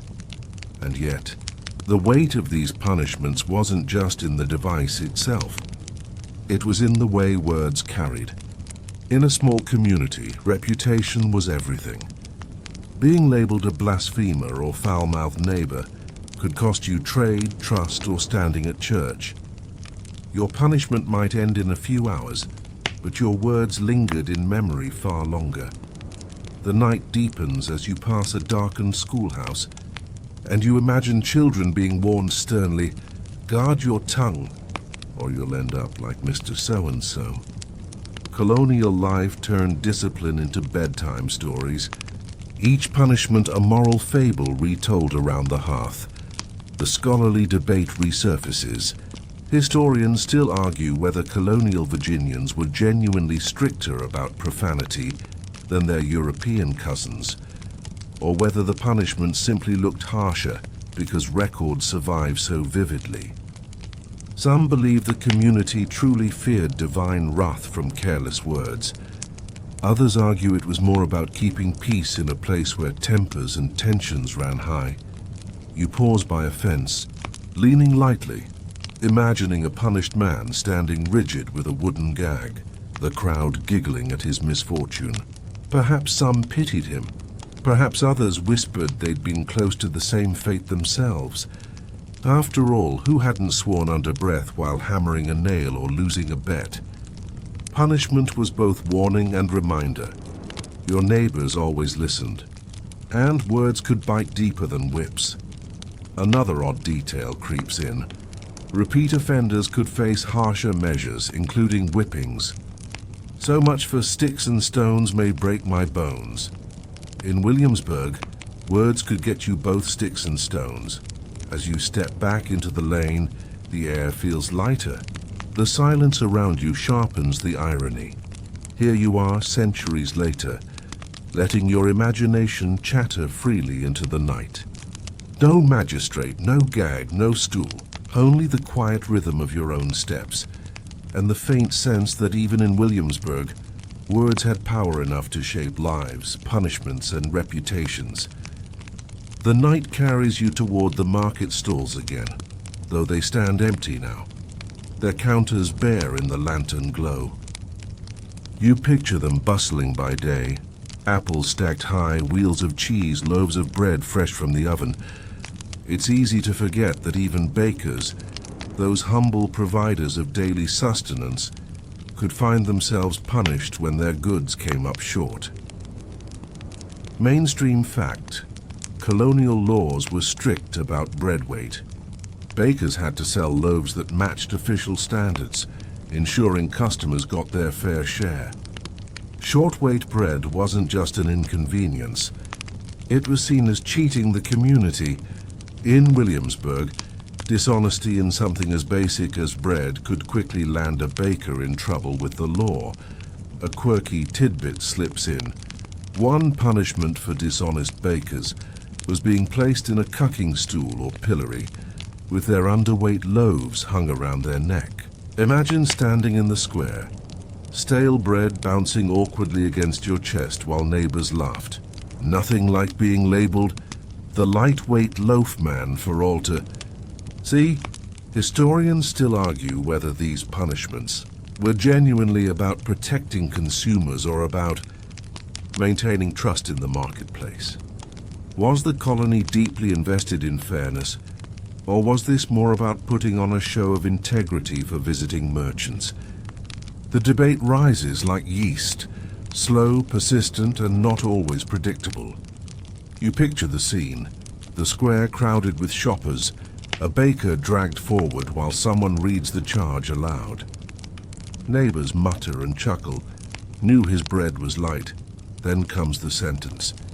Perhaps he's strapped into the pillory, his guilty loaves dangling like grim medals. Children point, giggling at the ridiculous sight. You almost laugh yourself. Punishment turned slapstick comedy complete with props, and yet beneath the humor lies real humiliation. Bread was sacred in daily life. To cheat on weight was to insult the very fabric of community trust. A family might forgive a fence left unrepaired, but cheating them at the table cut deeper. Every bite of bread afterward would taste faintly of suspicion. The smell of yeast and smoke seems to linger in your imagination, even though the stalls are empty tonight. You picture bakers waking before dawn, sweat dripping as they kneaded dough by candlelight. One careless scoop, one pinch too little, and suddenly their livelihood became their downfall. Punishment wasn't just about greed. Sometimes it was about simple mistakes, but Williamsburg courts rarely cared about the difference. You can't help but think how ridiculous it would look today. Imagine a modern grocery store manager tied to a chair, forced to wear loaves of Wonder Bread, while customers filmed on their phones. Colonial Williamsburg's punishments might feel quaint, but they carried the same sting of reputation loss we fear now in viral videos. The scholarly debate lingers. Historians still argue whether the cucking of bakers was common practice in Virginia, or whether it was borrowed more from English traditions. Some evidence suggests Williamsburg leaned on fines more often, while others believe the theatrical punishments happened enough to scare bakers into careful measuring. You pass one of the reconstructed bakeries, its chimney dark. By day, the smell of bread wafts temptingly, but at night you can imagine the guilt of someone whose batch led to shame. Maybe a baker once stood in this very doorway, head shaved, loaves hung around his neck, cheeks burning hotter than the oven fire. And yet, resilience probably followed too. Bakers returned to their ovens. Dough still needed kneading, customers still needed bread. Punishment ended, but trust took longer to rise again, like a stubborn loaf that wouldn't prove. Perhaps some bakers became meticulous afterward, weighing each loaf obsessively, determined never to face the square again. The lantern light flickers as you move on, leaving the silent market behind. In your mind, though, the laughter of the crowd still rings, mingled with the yeasty smell of bread and the sting of ridicule. Williamsburg taught its lessons with splinters, with lashes, and yes, sometimes with loaves that were just a little too light. The street narrows, shadows pooling in the corners, and your mind drifts toward punishments that weren't temporary spectacles, but permanent reminders stitched or burned into daily life. You think of the scarlet letters, not Nathaniel Hawthorne's fictional tale, but the real colonial practice of marking people with visible symbols of their sins. Williamsburg had its own variations, where shame became fashion, of the cruelest sort. Mainstream fact, in colonial Virginia, certain crimes, particularly theft and adultery, sometimes carried punishments that involved wearing letters sewn onto clothing or branded into the skin. A thief might be forced to wear a T prominently stitched on their garments, while an adulterer could bear the more infamous A. Unlike stocks or whippings, this punishment followed you everywhere. A quirky tidbit brings a smirk. Some offenders reportedly tried to embellish their letters with fancy stitching or bright colors, turning shame into accidental fashion. Imagine strolling into church with a scarlet T outlined in gold thread, neighbors unsure whether to gasp or admire your style. Colonial Williamsburg may have been strict, but even humiliation had loopholes for creativity. Historians still argue whether these scarlet symbols were primarily deterrents or social branding that deepened isolation. Did they genuinely reform offenders? Or did they push them further into the margins, never able to shake off the label? Scholars remain divided, like townsfolk debating whether to pity or to mock. You picture it clearly. A young man caught stealing bread, forced to wear a T on his chest. Every time he steps outside, eyes follow him. The tavern keeper snickers, children point, and even friends hesitate to greet him. The letter speaks before he can, announcing his crime louder than any confession. The permanence of this punishment gnaws at you. A whipping stings for days. A ducking leaves you cold for hours. But a letter stitched to your clothes or burned into your skin, that lingers, relentless as gossip. You couldn't shrug it off, not when every garment or scar reminded both you and your neighbors. You let out a quiet laugh at the absurdity. Imagine modern Williamsburg reenactors going all in. Tourists wandering around with big felt T's and A's for authenticity. Somewhere between Halloween costume and historical lesson. Colonial punishments often seem so bizarre they border on parody. But back then, the shame cut sharper than any needle. The debate resurfaces. Historians still argue whether scarlet letters were widespread in Virginia, or whether the practice was rarer than records suggest, borrowed heavily from England and immortalized by literature later on. Was Williamsburg truly dotted with labeled sinners, or are we projecting too much from scattered examples? The uncertainty itself becomes its own ghost, haunting the cobblestones. You lean lightly on a fence post, picturing an adulterer walking the street, a bold A gleaming in red thread. Neighbors whisper, perhaps feigning scandal but secretly enjoying the drama. Maybe some even embroidered their own letters in mockery, proving that satire existed centuries before memes.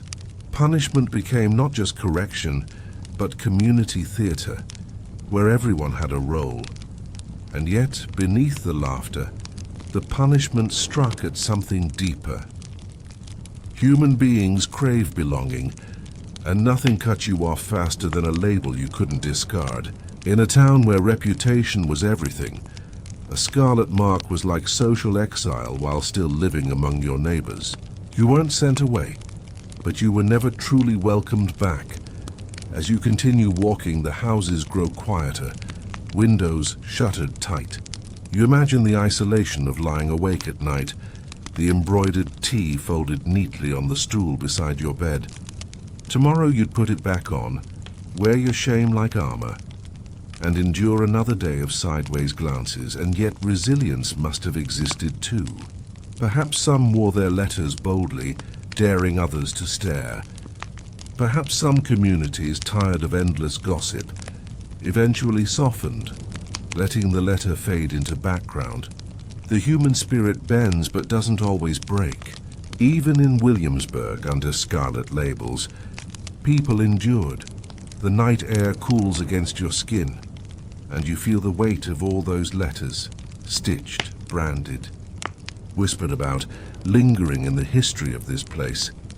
Williamsburg's punishments weren't just about the moment of spectacle. Sometimes they followed you forever, woven into your very identity, as stubborn and permanent as the stars overhead. The road straightens, lined with shadowy barracks and training grounds, and you can almost hear the echo of boots striking in unison. Williamsburg wasn't just a town of merchants and gossipers. It was also a military hub, with soldiers who faced their own peculiar punishments. Discipline in the ranks had to be sharp, or else muskets and tempers alike could misfire. Mainstream fact: colonial soldiers often faced harsher discipline than civilians. Drunkenness on duty, desertion, insubordination, or even sloppy marching could earn swift retribution. Whipping posts and stocks weren't just for townsfolk. They doubled as tools of military order. The army believed shame and pain forged obedience, a philosophy carried over from European drill yards. A quirky tidbit makes you grin. One punishment involved tying a soldier to a cartwheel, arms and legs spread, forcing him to remain pinned while comrades passed by. Another odd one was the wooden horse, a sharp-edged plank shaped like a horse's back, where offenders had to sit painfully, sometimes with weights tied to their ankles. You imagine the poor fellow wobbling on his plank mount, the rest of the regiment trying not to laugh too loudly. Historians still argue whether these punishments truly improved discipline or simply bred resentment among soldiers, already weary from long marches and poor rations. Was obedience won by fear or by loyalty forged in hardship? Scholars debate, while the echoes of drills still seem to tap across the cobblestones. You picture the parade ground. A soldier stands rigid in the pillory, uniform disheveled, musket confiscated. His comrades march past, stealing glances. Some smirk, some pity, some look away uneasily, reminded that they could just as easily stand where he does. Punishment wasn't just for the guilty, it was a warning for the whole line. The night breeze carries the faint smell of gunpowder in your imagination, and you see flashes of drill, officers shouting, muskets snapping into formation. Punishment lurked just beneath this rhythm, ready to strike at anyone who faltered. A soldier caught dozing on sentry duty might be forced to stand all night without relief, a cruel irony of punishing fatigue with more exhaustion. You chuckle softly, imagining the colonial version of push-ups. Some officers required misbehaving soldiers to march in circles endlessly, rifles raised overhead, while comrades laughed at their stumbling. It's the 18th century equivalent of being told to drop and give me 20, except with far stiffer breeches and shoes that probably blistered within minutes. And yet, behind the humor lies severity. Desertion, the gravest military crime, sometimes earned branding or even death. You picture a young soldier, weary of war and longing for home, caught after slipping away. The punishment wasn't just personal, it was designed to terrify the whole regiment. The message was clear. Loyalty was not optional, and escape carried consequences heavier than musket fire. The scholarly debate rises again. Historians still argue whether colonial military punishments reflected genuine necessity, discipline needed to survive, or whether they were inherited traditions, carried out more from habit than effectiveness. Did Williamsburg soldiers truly fight better because of the whip and the wooden horse, or in spite of them? You pass the silent barracks, imagining soldiers bedding down on straw, whispering about the day's drills and punishments. Perhaps they mocked the absurdity of it all, nicknaming the wooden horse or joking about the officer's crooked wig. Humor thrives even in hardship, and it's easy to imagine soldiers turning cruel discipline into stories to laugh about later. Yet resilience grew here too. Many endured the lash, the pillory, or the humiliations, and still marched on, muskets on shoulders. Punishments may have stung, but they didn't always break the will to fight.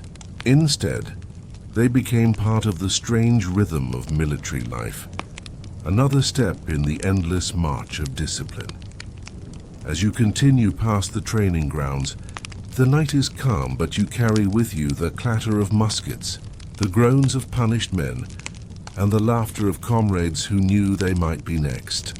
Williamsburg's punishments weren't only for merchants, bakers, or gossiping wives. They cut through the barracks too, proving that order demanded spectacle, whether in the town square or on the parade ground. The barracks fade behind you, and your path winds back into the quieter lanes where the small cottages sit, shutters pulled tight against the night. Here, punishment takes a gentler but no less peculiar turn. It wasn't only hardened criminals or unruly soldiers who felt the sting of colonial discipline. Even children and youths, with their mischievous antics, found themselves pulled into Williamsburg's net of correction. Mainstream fact, Colonial Virginia had laws and customs designed to keep young people obedient. Apprentices, in particular, were legally bound to masters who could punish them for laziness, disobedience, or even sneaking out after hours. Parents, too, wielded significant authority.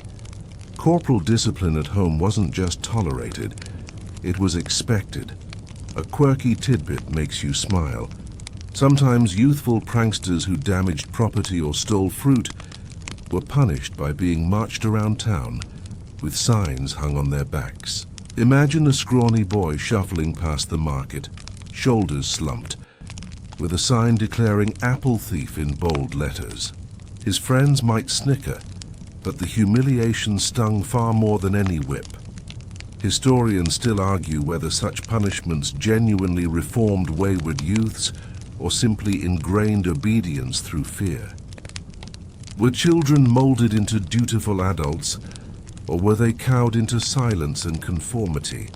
The answer drifts somewhere in between, like laughter echoing just a little too long after bedtime. You imagine the scene: a group of boys caught throwing stones at windows, dragged before the magistrate.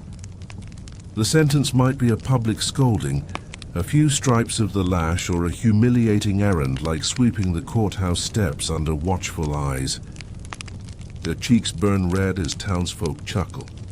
Childhood rebellion becomes community theater. The night air seems lighter here, tinged with the sound of crickets. You chuckle softly at the thought of pranks gone wrong, like tipping over a neighbor's barrel, only to find yourself cleaning the entire street the next day as punishment. Colonial Williamsburg didn't exactly have detention halls. The whole town was detention. Imagine being an apprentice caught sneaking ale from the tavern. Your master might haul you out by the ear, thrash you with a switch, and then make sure your shame was shared publicly. Apprenticeship was more than work.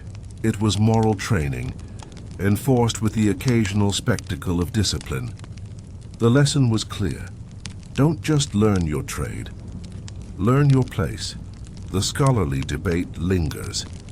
Historians still argue whether strict youth punishments reflected genuine concern for raising virtuous citizens, or whether they were simply about maintaining control in fragile communities.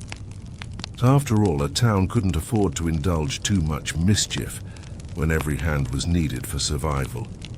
You pass a reconstructed schoolhouse, its windows dark now, but in your mind, you hear the drone of lessons by day, the scrape of quills, and perhaps the sharp crack of a switch on a desk when someone drifted off. Punishment wasn't confined to courts. It seeped into every corner of life, from the pew to the school bench. And yet, as you picture those punished children, you sense resilience. Some probably sulked for days, others laughed it off. Still others learned to toe the line until adulthood. Mischief has a way of surviving discipline. Colonial Williamsburg may have staged its peculiar punishments, but the youthful spark was hard to stamp out entirely. You can't resist a quiet joke. Imagine being punished for stealing apples by being forced to carry them around all day. Look, everyone, the apple thief finally got his fill. Colonial humor was rough, but irony was always on the menu.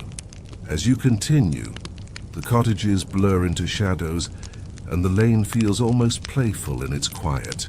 Williamsburg's punishments for youth weren't as brutal as the lash or branding, but they carried their own sting, the sting of being laughed at, pointed at, and remembered long after the prank was forgotten. And even now, as the stars glimmer above, you can almost hear the faint echo of children's laughter, chased quickly by the stern voice of authority calling them back into line.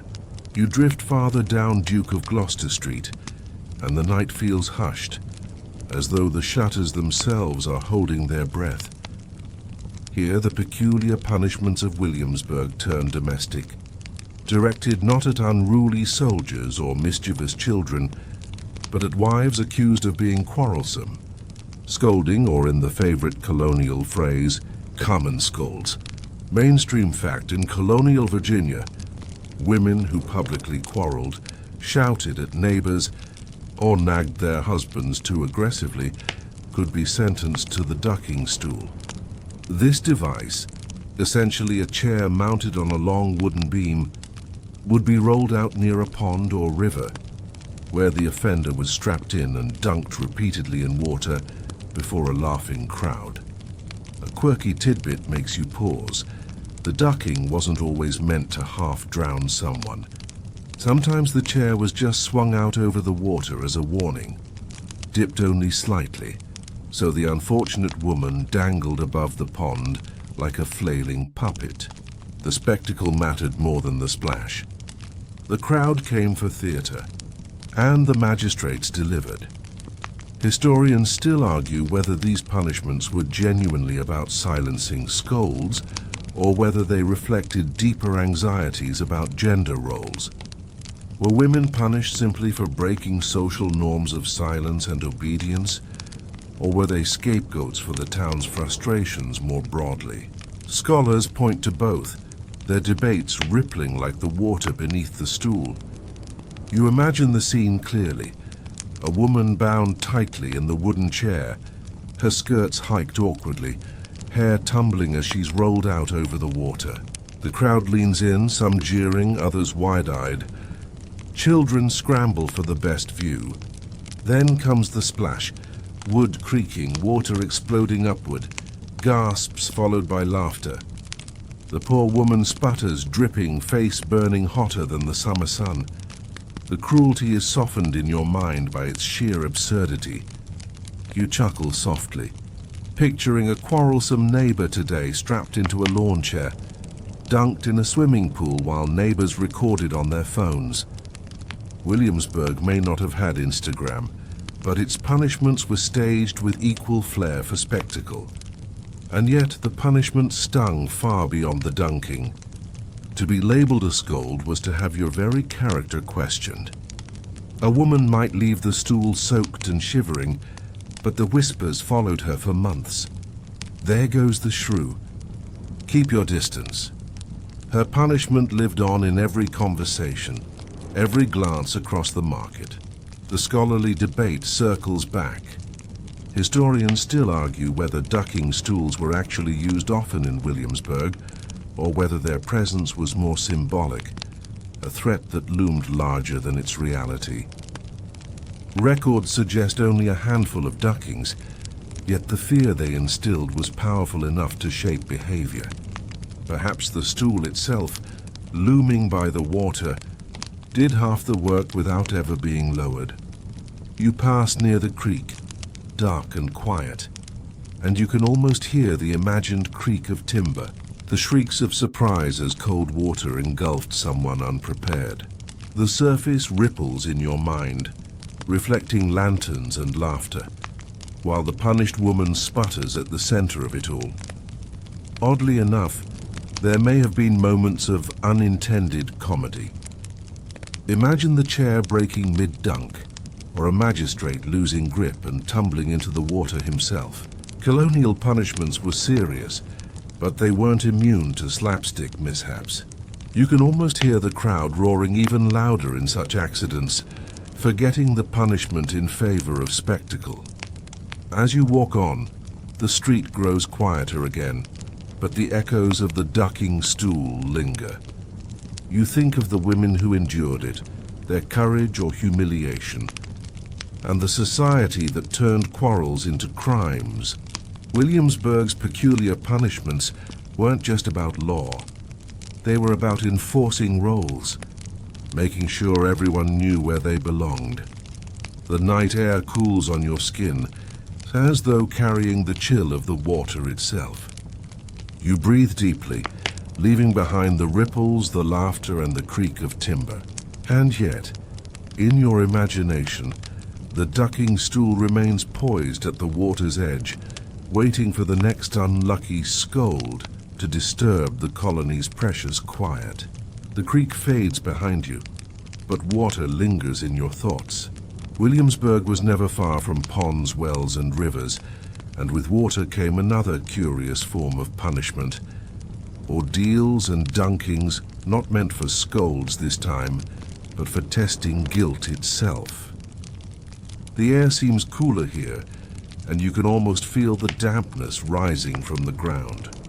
Mainstream fact: in colonial Virginia, remnants of the old European ordeal tradition sometimes survived, especially in folk practice. Accused persons might be subjected to dunkings that carried symbolic weight. If you floated too easily, suspicion of witchcraft or dishonesty clung to you. If you sank, perhaps you were innocent, but you had a different problem on your hands.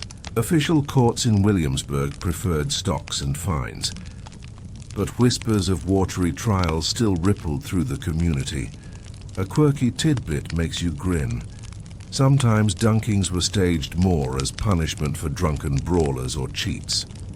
A man accused of swindling might find himself plunged into a barrel of water outside a tavern. Not by order of the magistrate, but by frustrated neighbors. You picture it now. A red-faced fellow stuffed like laundry into a rain barrel while onlookers cheer, the world's most humiliating bath.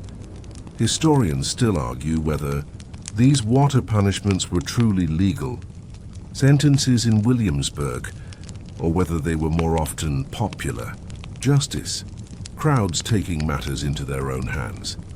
Were they tolerated by the authorities as useful crowd control, or were they frowned upon as embarrassing relics of superstition?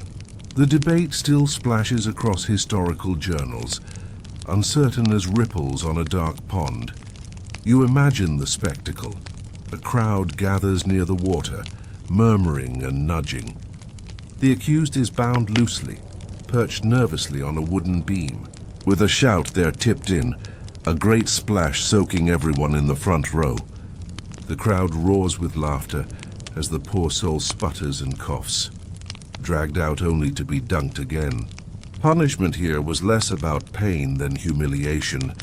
Wet clothes, bruised pride, and a shivering walk home past grinning neighbors. You chuckle softly, picturing the colonial version of the dunk tank at a county fair. Except there was no carnival, no prizes, only the cold water and the long memory of gossip. Remember when John got dunked for cheating at cards? Such stories lived far longer than the drenching, and yet the symbolism of water held weight. Cleanliness, purity, baptism, all tied to the idea of washing away sin. A dunking, however crude, carried the echo of spiritual cleansing, even if it left the punished shivering and miserable. It was part humiliation, part ritual, with a touch of religious irony stirred in. The scholarly debate circles again. Historians still argue whether colonists actually believed dunkings revealed truth, or whether they simply enjoyed the spectacle. Did anyone really think floating proved guilt? Or was that just the excuse to throw someone in the pond and laugh about it afterward? You suspect the latter, though superstition surely whispered at the edges. You pause by a well, its stones slick in the moonlight. Imagine someone dunked headfirst into one, hauled up sputtering, then shoved down again.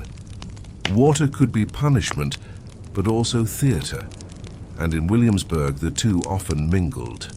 An odd thought strikes you. How many punishments must have gone wrong?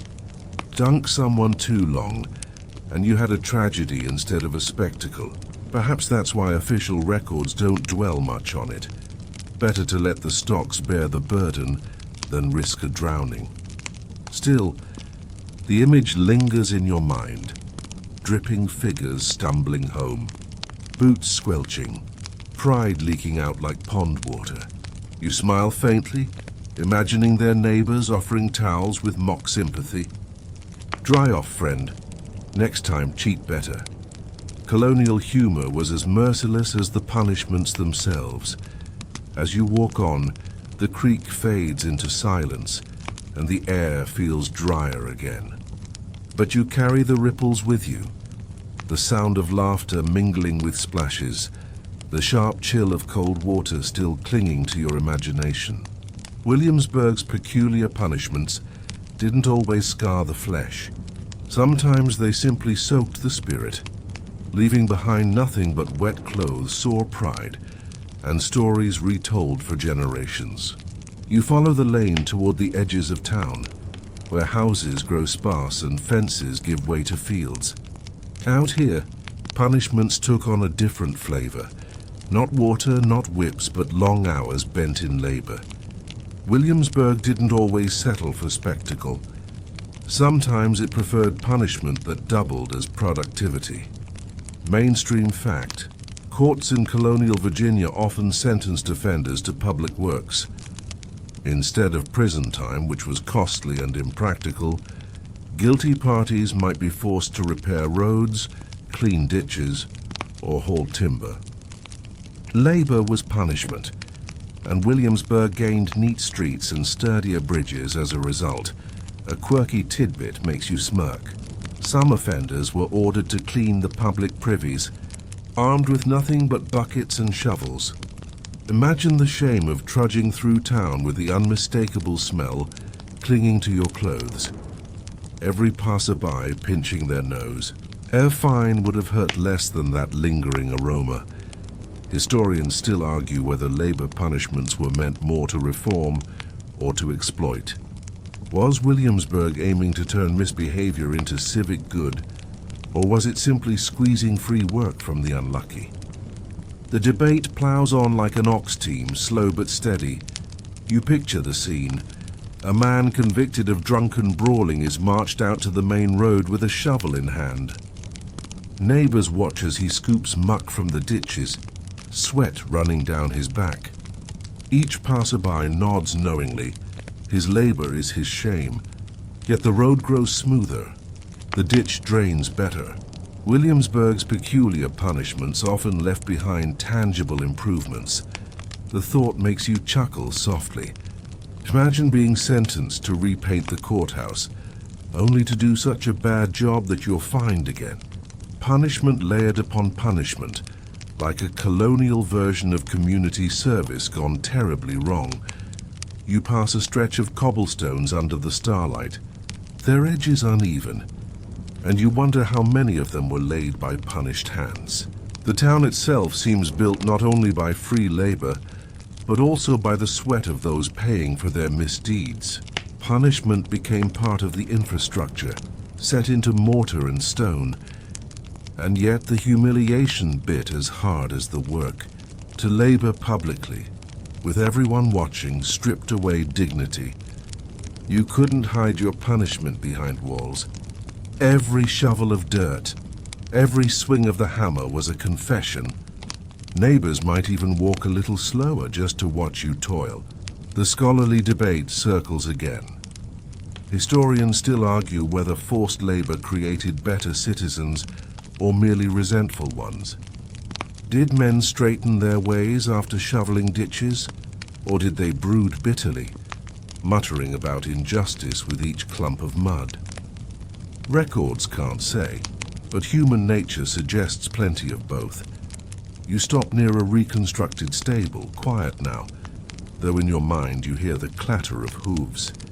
Some offenders, records suggest, were forced to muck out stables, shoveling straw heavy with manure. Imagine the jeers of townsfolk as they passed, joking that the punishment suited the crime. Colonial humor was sharp and often unkind, and yet resilience crept in too. A man might finish his punishment, scrub himself clean, and carry on with life.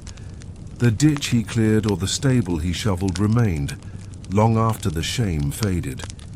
Williamsburg's peculiar punishments weren't only for memory, they were written into the very soil and streets.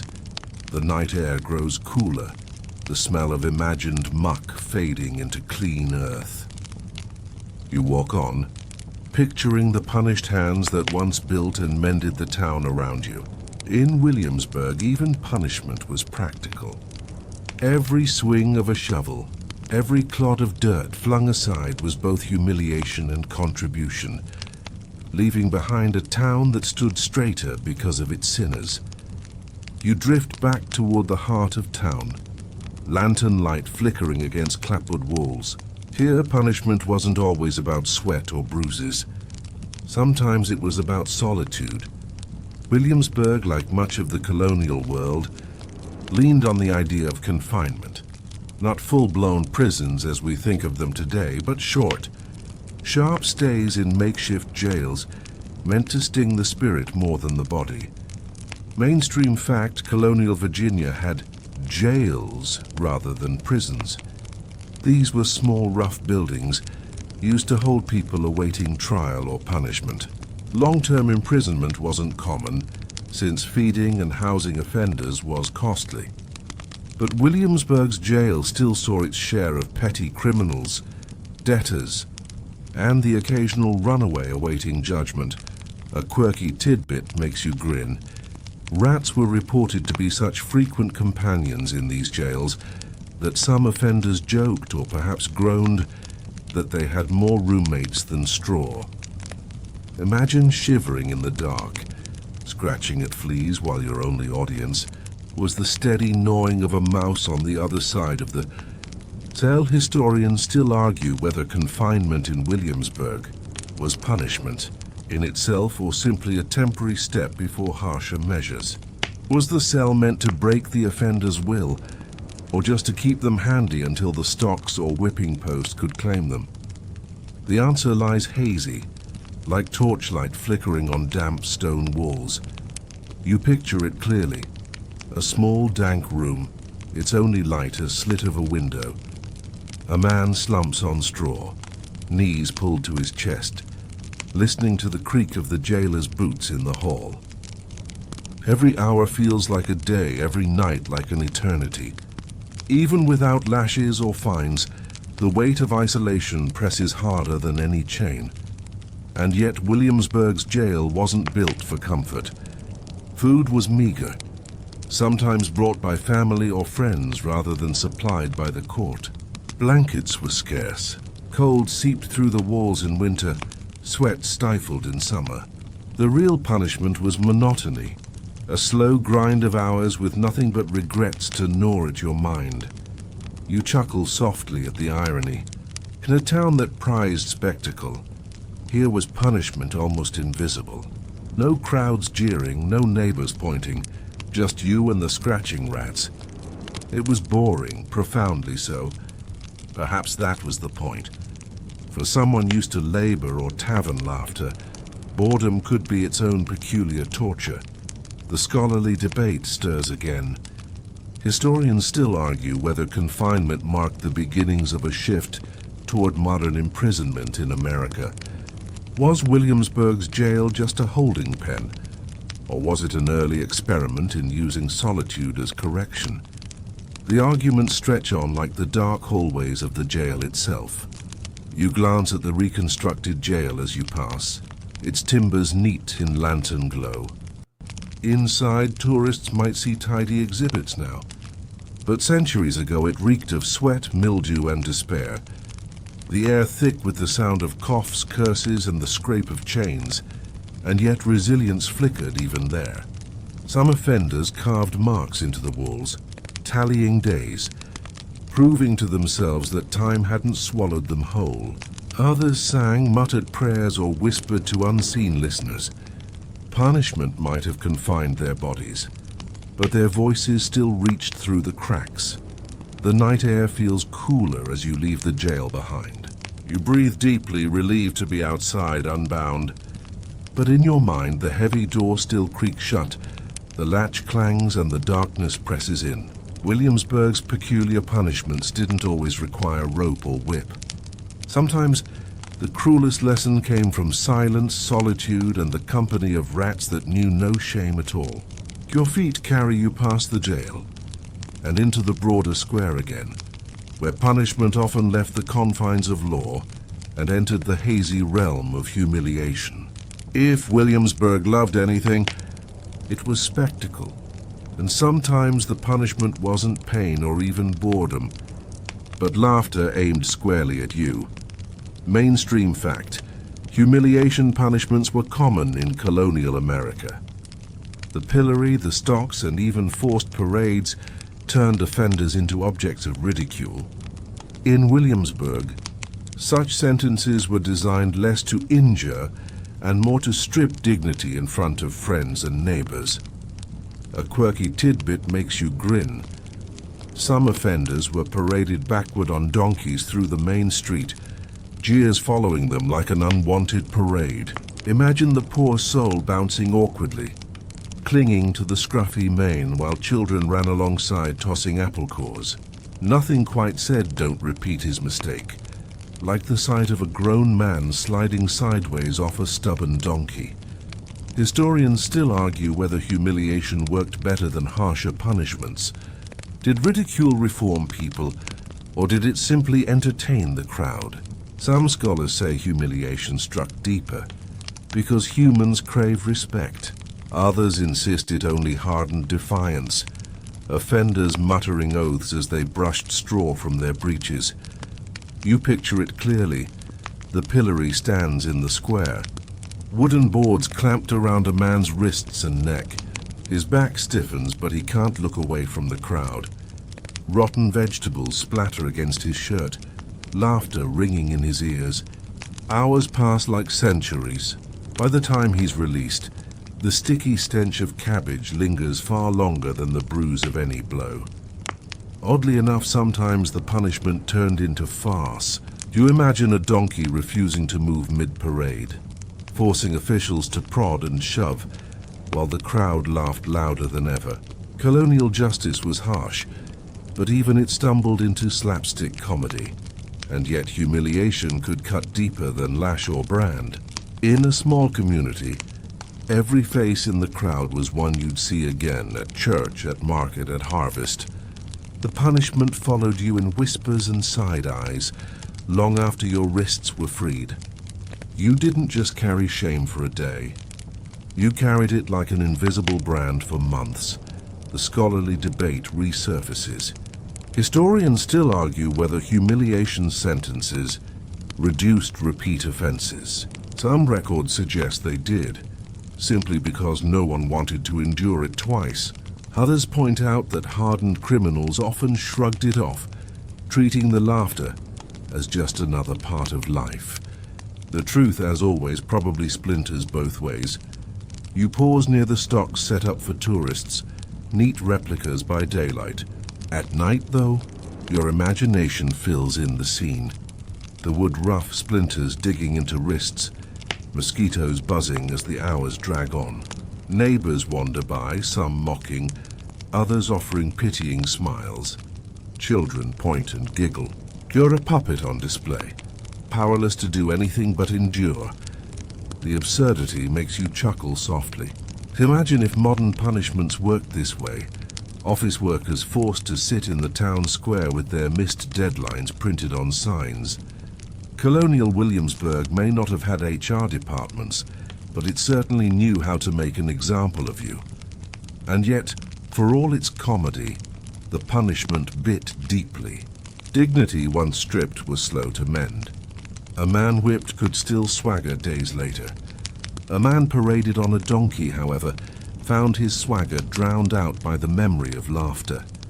The night is quiet as you move on, lantern glow stretching thin.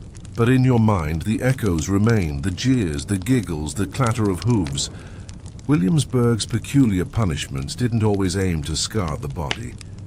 Sometimes they scarred the pride, leaving echoes of ridicule that whispered long after the donkey was stabled and the pillory stood empty.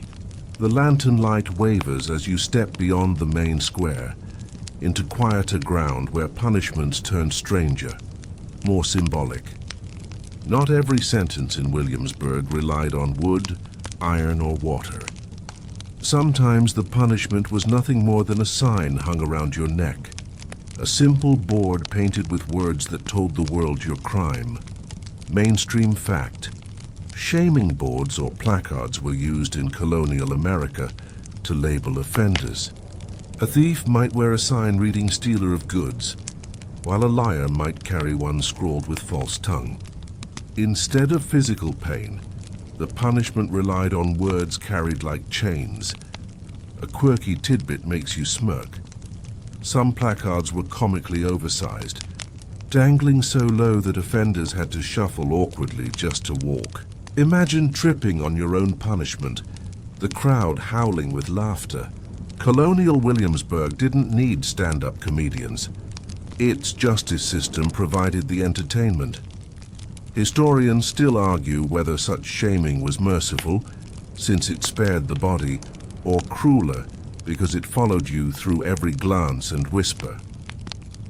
Was it an enlightened alternative to lashes, or a slow, grinding humiliation that cut deeper than pain? Scholars disagree, their debates circling like wagging fingers. You picture the scene, a man trudging down Duke of Gloucester Street, a wooden board bouncing on his chest, painted in bold black letters, drunkard. Children run behind him, pointing and chanting. Neighbors pretend to frown, but their lips twitch with amusement. His punishment is not silence or scar, but the endless echo of giggles. Oddly enough, some signs carried biblical verses. Imagine your shame paired with a solemn scripture about deceit or idleness, turning your walk into a sermon on legs. You can't help but laugh quietly. What a bizarre mix of piety and parody. The scholarly debate bubbles again. Historians still argue whether Williamsburg relied heavily on these shaming devices, or whether they were borrowed more from English precedent than widely practiced here. The evidence is thin, like faded paint on old wood. Still, the humiliation feels vivid. Every step with that board is another reminder that reputation in a small town was everything. Unlike the lash, this punishment lived on in memory, in whispers at the market, in sidelong glances weeks later. You pause near the courthouse, imagining a line of offenders, each with their own signs. One marked as gossiper, another as idler, a third with thief. The square transforms into a parody of a parade, the crowd both amused and reassured. Justice wasn't just served, it was displayed like a street performance. The absurdity makes you chuckle softly. Imagine if modern Williamsburg reenacted this for tourists. Folks wandering about with sandwich boards that read, "Forgot to pay parking ticket," or "Cut line at Starbucks." Colonial punishments might have been cruel, but they were also oddly theatrical. And yet humiliation wasn't easily washed away. Once you'd worn the sign, its memory clung to you. Long after the board was returned to the court, your neighbors remembered. The punishment ended, but its shadow stretched behind you with every step. The night deepens, the courthouse windows glowing faintly. You walk on, leaving behind the imagined boards and the laughter they inspired. But in your mind you can still hear the scrape of painted wood against cloth, the shuffle of slow footsteps, and the murmur of a crowd reading your shame aloud as you pass.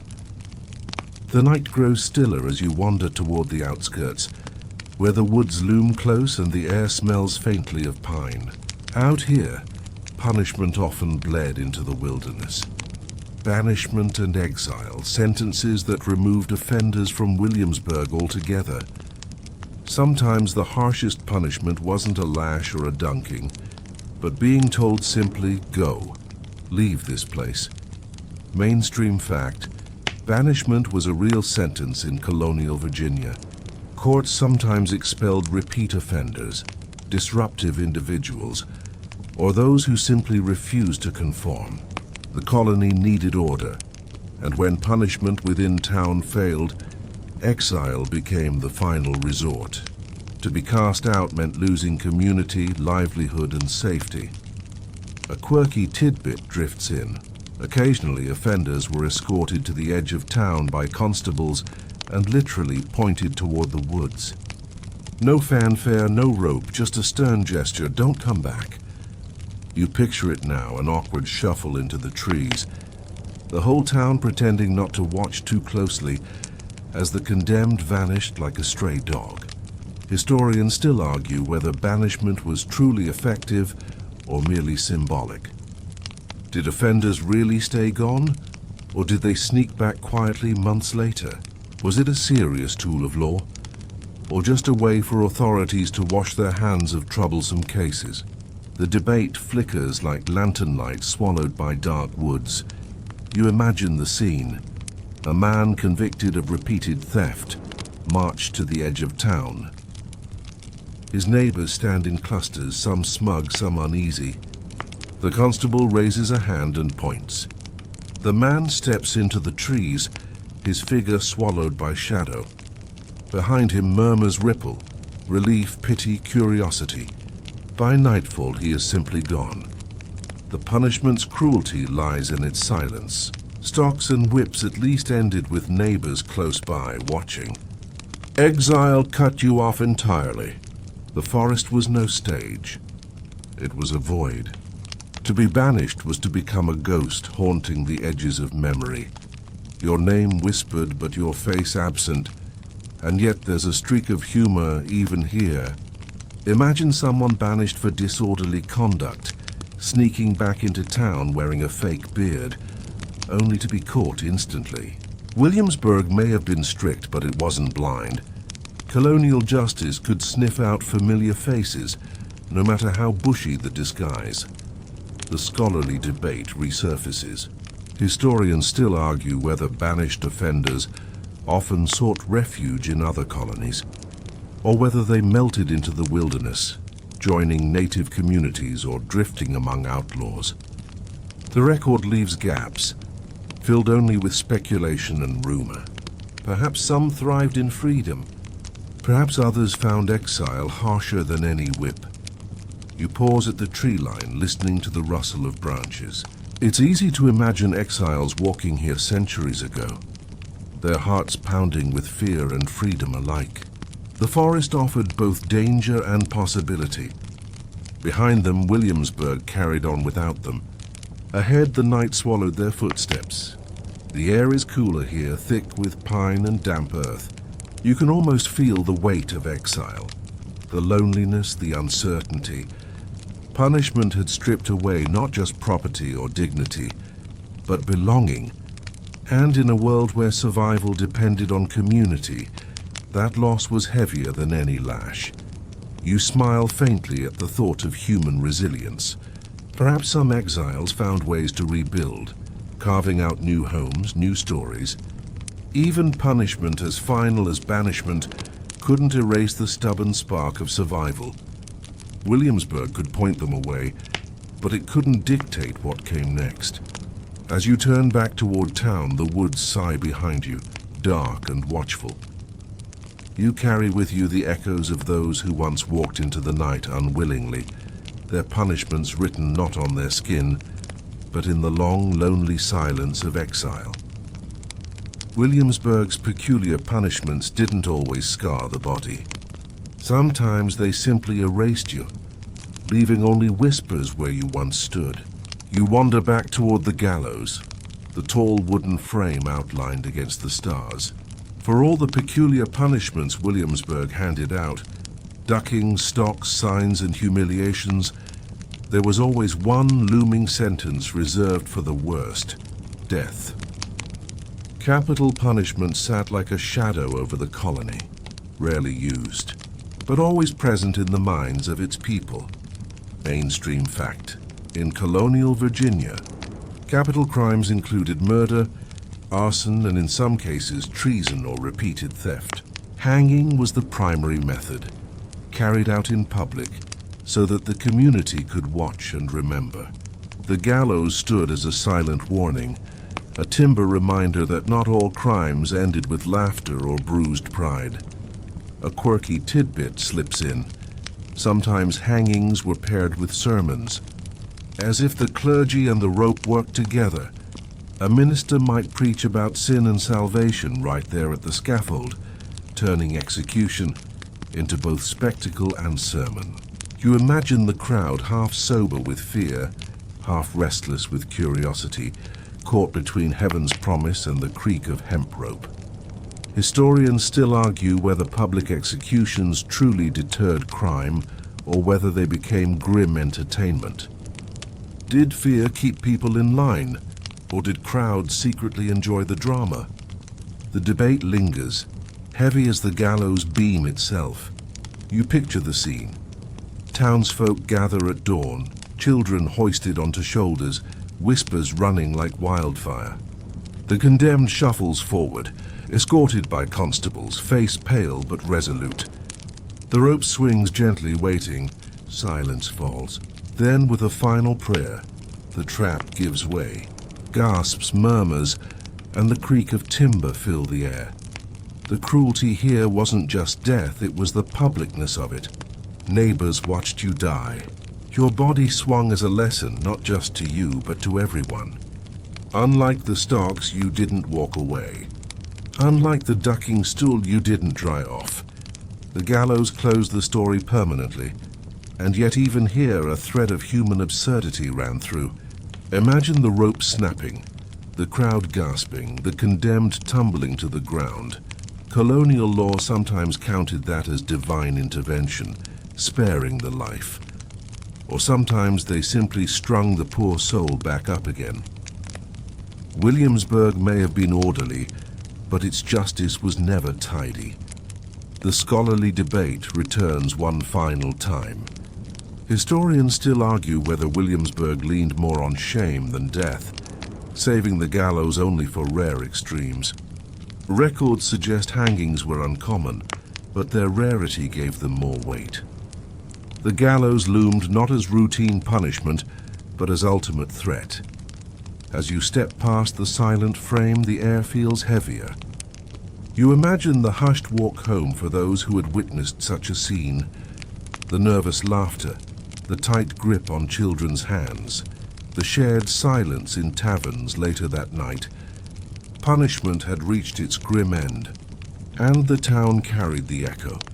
The path bends back toward town, lantern light soft again, and you reflect on all you've seen in imagination, the pillories, the ducking stools, the stocks, the gallows. Williamsburg's peculiar punishments formed a strange theater of pain and shame, meant as much for the crowd as for the condemned. And now, with the gallows fading behind you, the town settles into silence, its punishments tucked into the shadows of history. The night is deep now, the stars steady above, and the town around you feels quieter than ever.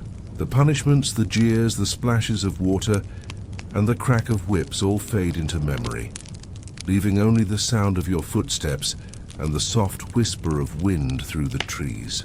You've wandered through a Williamsburg, built not just of wood and brick, but of stories, peculiar punishments that once kept order in a fragile colony. As you breathe slowly, the details blur into gentler shapes. The stocks no longer bite, the ducking stool no longer splashes, the gallows no longer creaks. What remains is stillness, soft and unbroken, like ripples settling back into a calm pond. The night accepts every sound and then hushes it, wrapping the town in quiet. You let yourself imagine lying down now, not on splintered boards or damp straw, but on a soft bed with cool sheets. The air is calm, maybe stirred by the low hum of a fan, the sort of sound that smooths thoughts into dreams. The punishments that once seemed so sharp now feel far away, faded into history where they belong. Your breathing slows, and your body softens into the stillness. The images of Williamsburg's punishments, strange, sometimes harsh, sometimes absurd, dissolve into a gentle mist. All that lingers is the comfort of knowing that night erases noise, and sleep erases worry. The lanterns dim, the streets empty, and the world drifts farther into silence. You are safe, you are calm, and the story has reached its end. Let your eyes grow heavy now, and let sleep carry you gently into dreams.